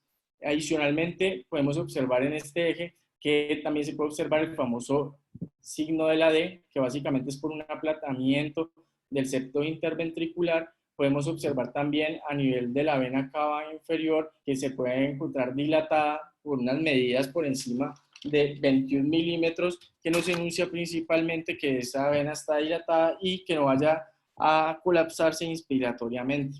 Otra de las medidas que puede servir y que está asociada inclusive con mortalidad es que se encuentra un trombo intracavitario. Es de las medidas más graves y que mayor tiene repercusión. Adicionalmente a eso hay unos signos como el 60-60, que básicamente este signo nos va a medir la alteración que se puede observar a nivel del tiempo de aceleración de la arteria pulmonar, que vaya a ser menor a 60 metros por segundo, y una alteración de la regurgitación tricuspidia que vaya a ser menor a 60 milímetros de mercurio. Ustedes dirán, el tiempo de aceleración de la arteria pulmonar, por ejemplo, de esta señora puede estar disminuido, puede estar por debajo de 60 metros por segundo. Y esto es cierto en el contexto de que, por ejemplo, una paciente con tabaquismo que pudiese tener EPOC y con ello aumentaba las resistencias vasculares. Sin embargo, por eso se hace la correlación con el otro medidor y parámetro, que es la regurgitación tricuspidia, que cuando esta regurgitación tricuspidia está por debajo de 60 milímetros de mercurio, y nos va a hablar que es un cambio más agudo que un cambio crónico como tal de la función ventricular. Adicionalmente a eso, hay medidas como el TAPSE, que básicamente lo que va a ver es la excursión del anillo tricuspidio, y con ello podemos medir que cuando un TAPSE está por debajo de 16 nos habla de una disfunción ventricular. Existen otras medidas como los Dopplers tisulares que pues también nos pueden orientar, pero pues para eso se necesita mucho más entrenamiento y mucha más experticia. Estos son unos videos básicamente que les traía como para identificar. Este es un eje paraesternal corto, donde lo que podemos observar es una dilatación del ventrículo derecho. Acá podemos observar un eje paraesternal largo, donde básicamente podemos observar también lo mismo, una dilatación del ventrículo derecho.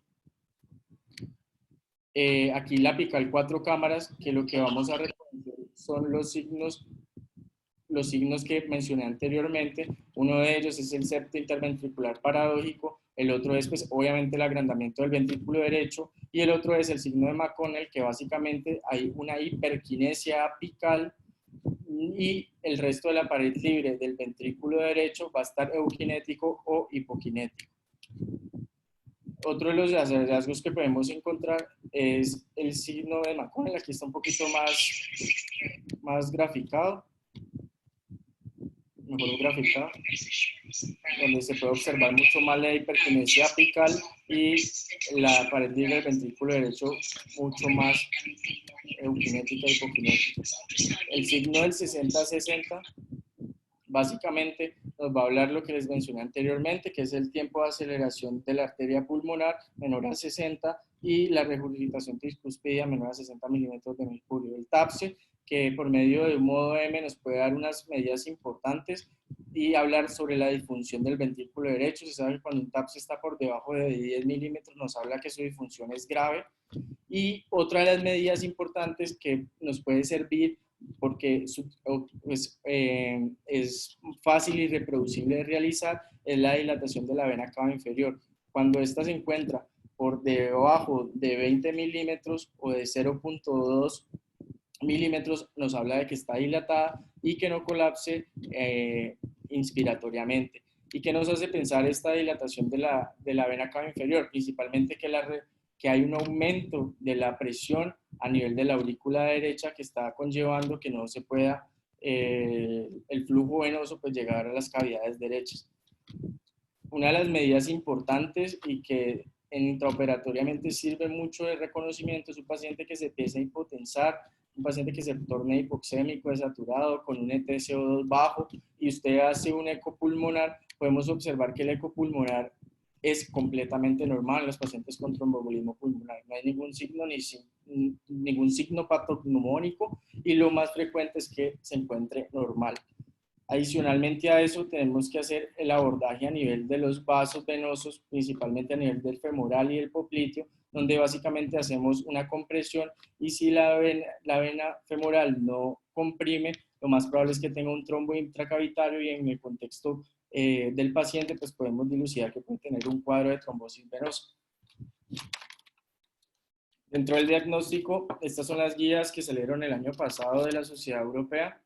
Básicamente entablan la evaluación de la probabilidad. Usted, una vez tenga un paciente que sospeche TEP, usted debe realizarle una escala. La escala más evaluada es la escala de Wells. Sin embargo, existen otras escalas como las escalas de Génova, donde nos va a diferenciar el riesgo del paciente, un riesgo bajo, un riesgo moderado, un riesgo alto.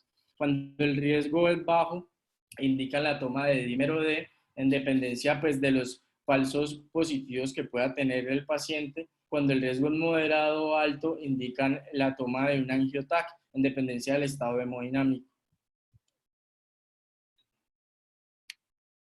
Entonces, básicamente, pues el angiotac negativo tiene un bajo valor predictivo negativo alrededor del 96%, una probabilidad intermedia del valor predictivo negativo del 89% y tiene una probabilidad alta del valor predictivo negativo del 60%. Cuando se realiza el angiotac positivo, o sea, sale positivo el angiotac, la probabilidad y el valor predictivo positivo es hasta el 85%, por eso es una de las herramientas diagnósticas más importantes. Esto es algo acerca del algoritmo, así a grande escala, lo que mencioné anteriormente, un paciente que tenga sospecha de una embolia pulmonar, que esté choqueado o hipotenso, se debe realizar angiotac si hay la herramienta en el hospital o se cuente con una inmediatez pues, en la realización del diagnóstico. Si no existe la realización de un ecocardiograma, aquí básicamente entablan el papel de los cardiólogos. Sin embargo, desde los últimos años, el uso de la ecografía y la extensión a todos los ámbitos, tanto los internistas como los anestesiólogos, está teniendo una relevancia cada día mucho mayor y nos permite de esta manera nosotros inferir el diagnóstico por medio de las medidas que desarrollé anteriormente y de acuerdo a eso iniciar un tratamiento oportuno. Si hay la medida del angiotac, pues se te va a decir si es positivo o negativo. Si es positivo, pues empieza el tratamiento de acuerdo al estado hemodinámico del paciente. Cuando el paciente no está choqueado ni hipotenso, entonces uno lo que hace es que evalúa la probabilidad.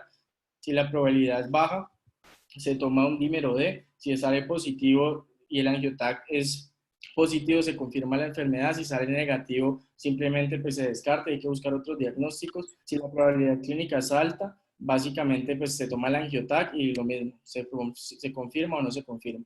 Dentro del tratamiento agudo, que es pues lo que más nos puede interesar, básicamente estos pacientes tienen una hipoxemia que no está basada ni por un chut ni por defectos en la ventilación, sino que hay una alteración, hay un mismatch con un aumento del espacio muerto alveolar que básicamente, si usted administre FIO2 altas, el paciente no va a responder inmediatamente a esos cambios porque hay otra fisiopatología relacionada. Entonces las guías recomiendan que se va a administrar oxígeno menor al 90, cuando la saturación está por debajo del 90. Cuando un paciente tenga una hipoxemia refractaria, se tiene que pensar que puede presentar un chun de derecha a izquierda basado por un foramen oval permeable y se debe tratar principalmente de que estos pacientes entren en esquemas de ventilación mecánica no invasiva por encima de la intubación orotraqueal o la ventilación mecánica invasiva. Este es un algoritmo en el que describe, bueno, el paciente, usted le sospechó el TEC, está inestable hemodinámicamente, y de acuerdo a eso usted correlacionó las medidas que antes mencioné. Entonces usted decidió realizarle un eco intraoperatorio, en el servicio de urgencias o intraoperatorio. Entonces, ¿cuál es el siguiente paso a seguir? Entonces, el siguiente paso a seguir es que en ese eco usted encontró signos de alta probabilidad y el paciente se encuentra choqueado o en signos de bajo gasto, se debe considerar que ese paciente está cruzando con un tromboembolismo masivo. Y se debe considerar en ese momento, basado en cuáles son las contraindicaciones de la trombolisis, en realizarle o no la trombolisis, tanto farmacológica o pensar en una trombolisis quirúrgica. La anticoagulación, pues básicamente se debe utilizar las heparinas de bajo peso molecular inicialmente, se pueden utilizar los nuevos anticoagulantes orales, pero pues se tiene que hacer las escalas y las terapias puentes indicadas para cada uno. Dentro del tratamiento agudo, como mencioné anteriormente, está la trombolisis, el más utilizado es el RTPA. Siempre hay que tener en cuenta todas las contraindicaciones, que principalmente es sangrado activo o sangrado intracraneal, que es dentro de las cosas que más genera contraindicación absoluta. Y en el caso, ya para terminar, dentro del tratamiento como tal, se debe optimizar algo la volemia. Dice que no se debe sobrecargar más de 500 cc a los pacientes en un plazo entre 15 a 30 minutos. Se debe dar un soporte inotrópico si es de requerirse con norepinefrina o dobutamina, y hablan algo pues del soporte circulatorio mecánico por ECMO. Pero pues esto sale un poco de los intereses de la charla y eso fue todo.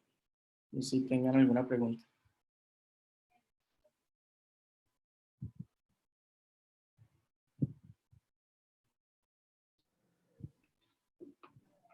Felicitaciones, doctor Genji, que esa charla tan completa.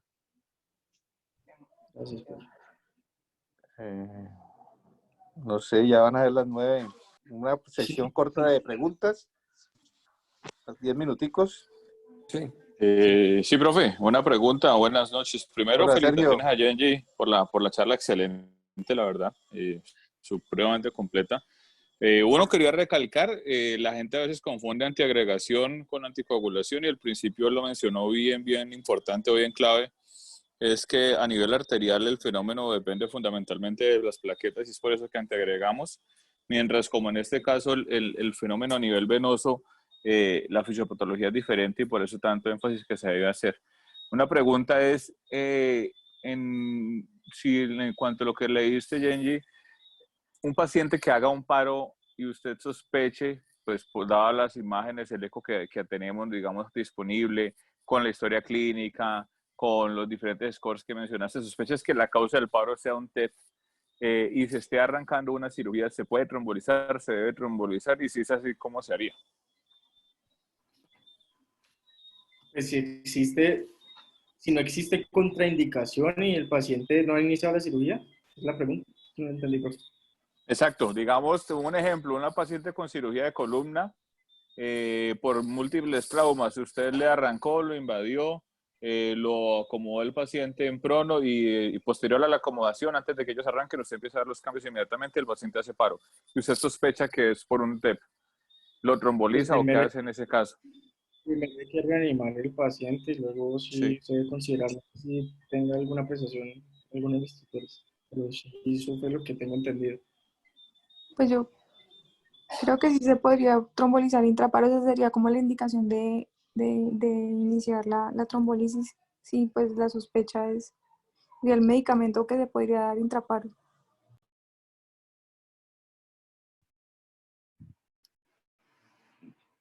No sé.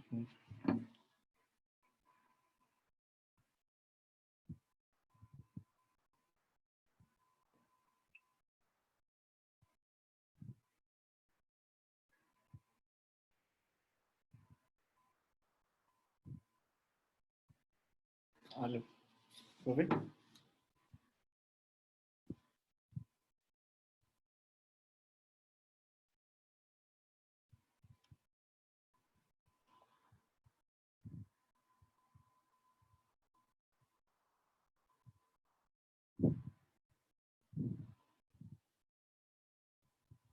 ¿Aló, me escuchan?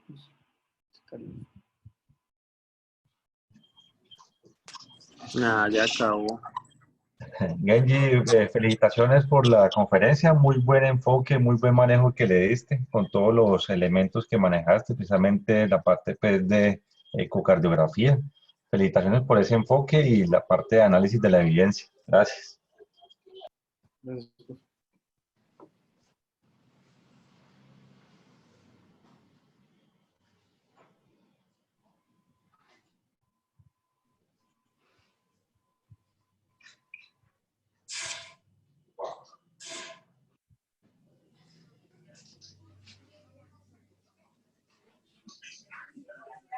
Jenny, ¿me escucha?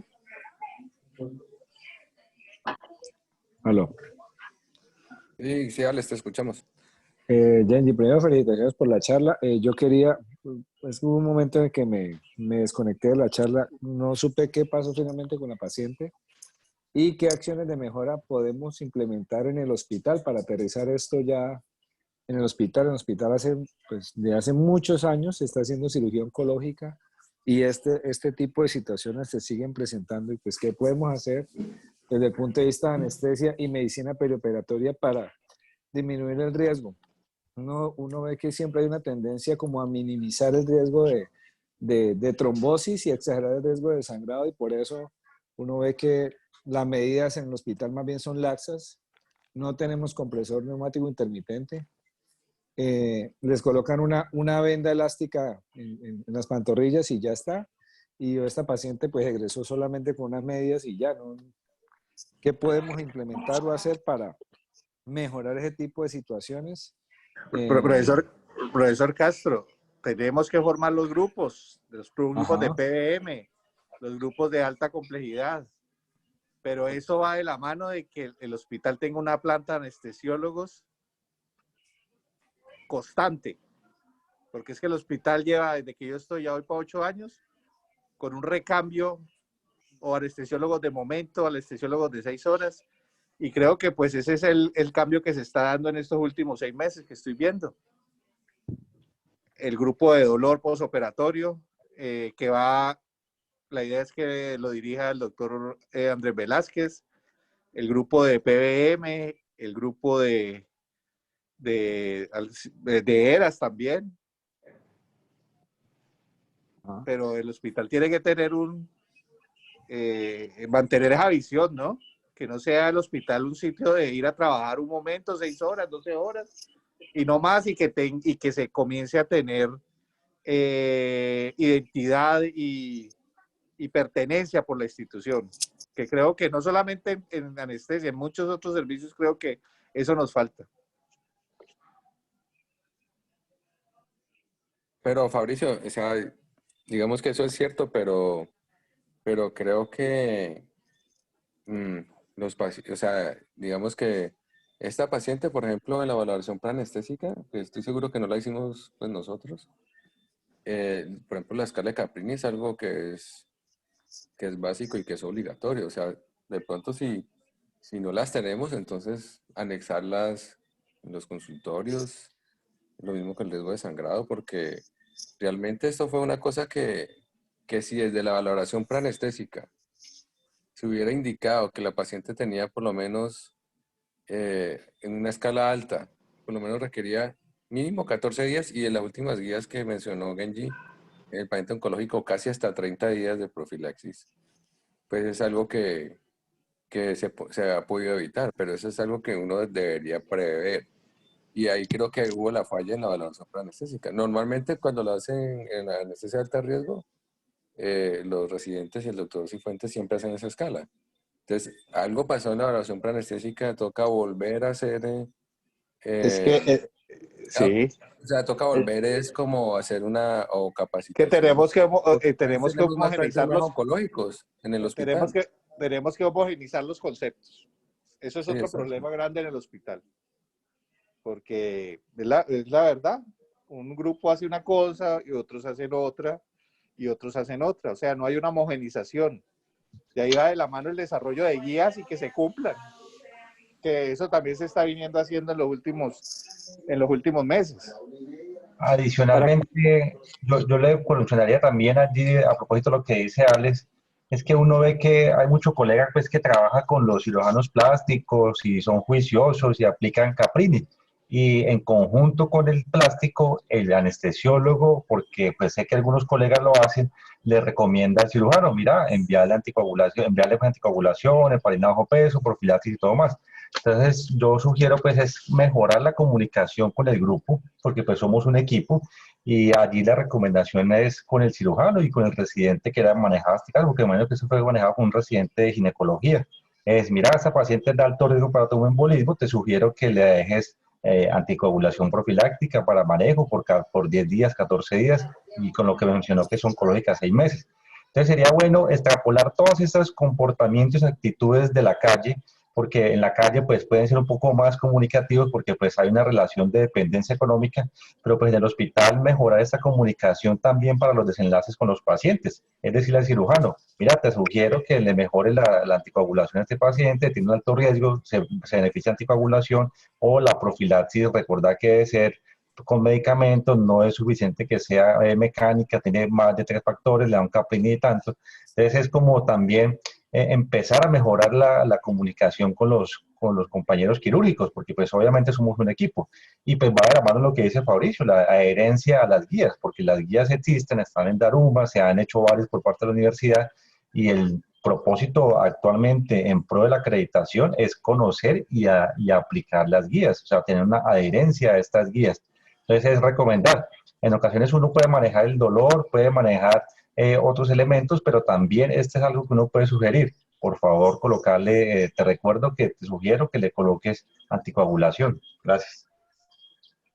Pero, perdón, Germán, yo creo que más que sugerencia, eso ya es una indicación. O sea, porque usted cuando dice sugiero es como que Sí, Ah, lo claro, puede ahí hacer, uno lo puede hacer. te Esta indican, paciente tenía una clara indicación de pancreatitis. esta paciente necesita sí o sí, es un alto riesgo de TED.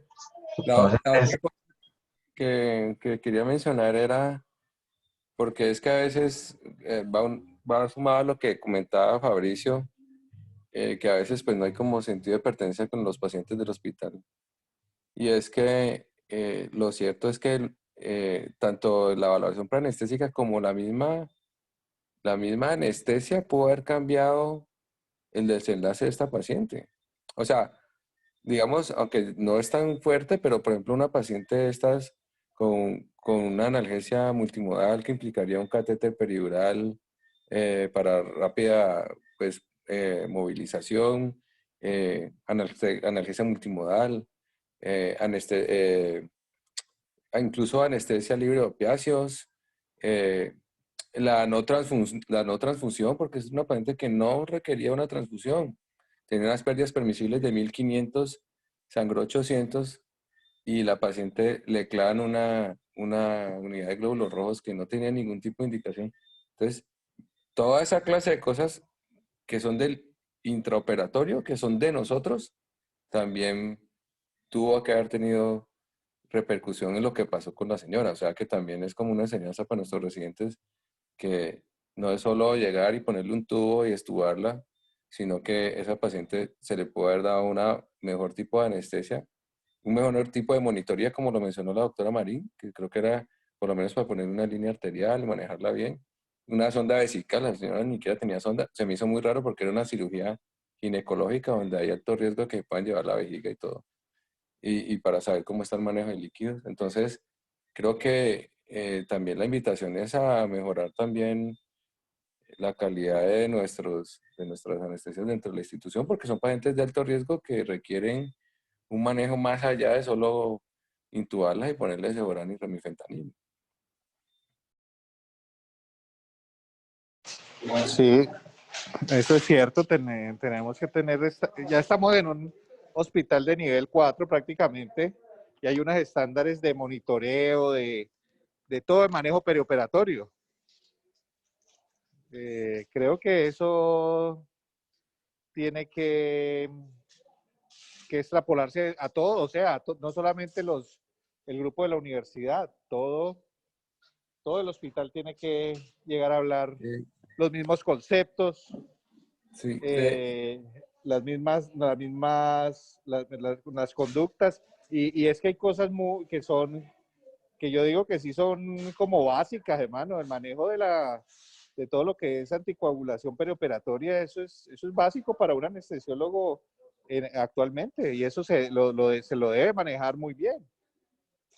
la otra cosa, Mauricio, es que yo lo que he notado, así a grandes modos, es que a veces estos casos deberían tener algún tipo de auditoría. No sé si eso puede ser punitivo o no, como otros casos que han pasado. O sea, porque uno dice, bueno, nos sigue pasando que los pacientes siguen haciendo TEP recurrentes, siguen teniendo complicaciones postquirúrgicas, siguen siendo manejados irregularmente desde el punto de vista de analgesia. Entonces, para eso también toca hacer como reuniones periódicas donde, donde haya auditorías periódicas, porque la idea es siempre cambiar para bien.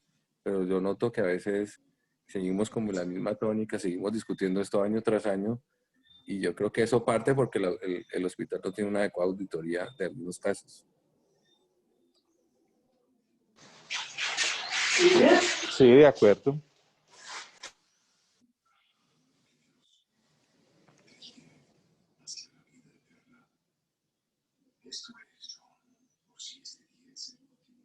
Bueno, yo creo que damos por terminada la noche académica.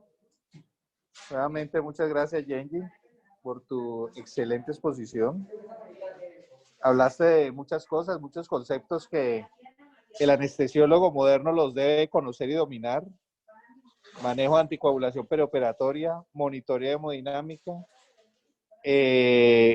ultrasonido como método de optimización de la perfusión de los pacientes en choque. Muy interesante, de verdad que sí te felicito. Te vuelvo y te felicito. Muchas gracias, profe. No sé, Javier, ¿vas a decir algo más o terminamos ya? O Germán. o algún otro profesor. Pues yo creo que ahí está muy bien, felicitar igual a Genji.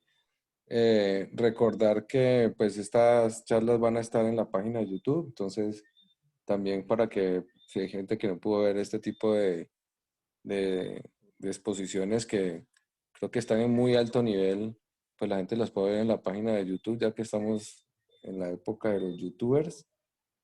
Había alguna cosa que había que quería decirle a los residentes, ya aparte de este caso, y es que los viernes que no haya sesión de simulación, los residentes deben ir los viernes por la mañana a sus sitios de rotación normal, ¿sí?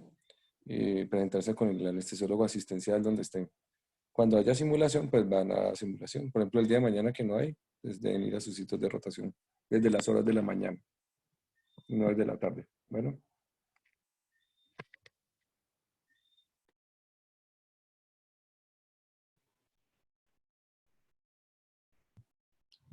Bueno, muchas gracias a todos. Feliz noche. Gracias, feliz noche. Hasta luego. Feliz noche.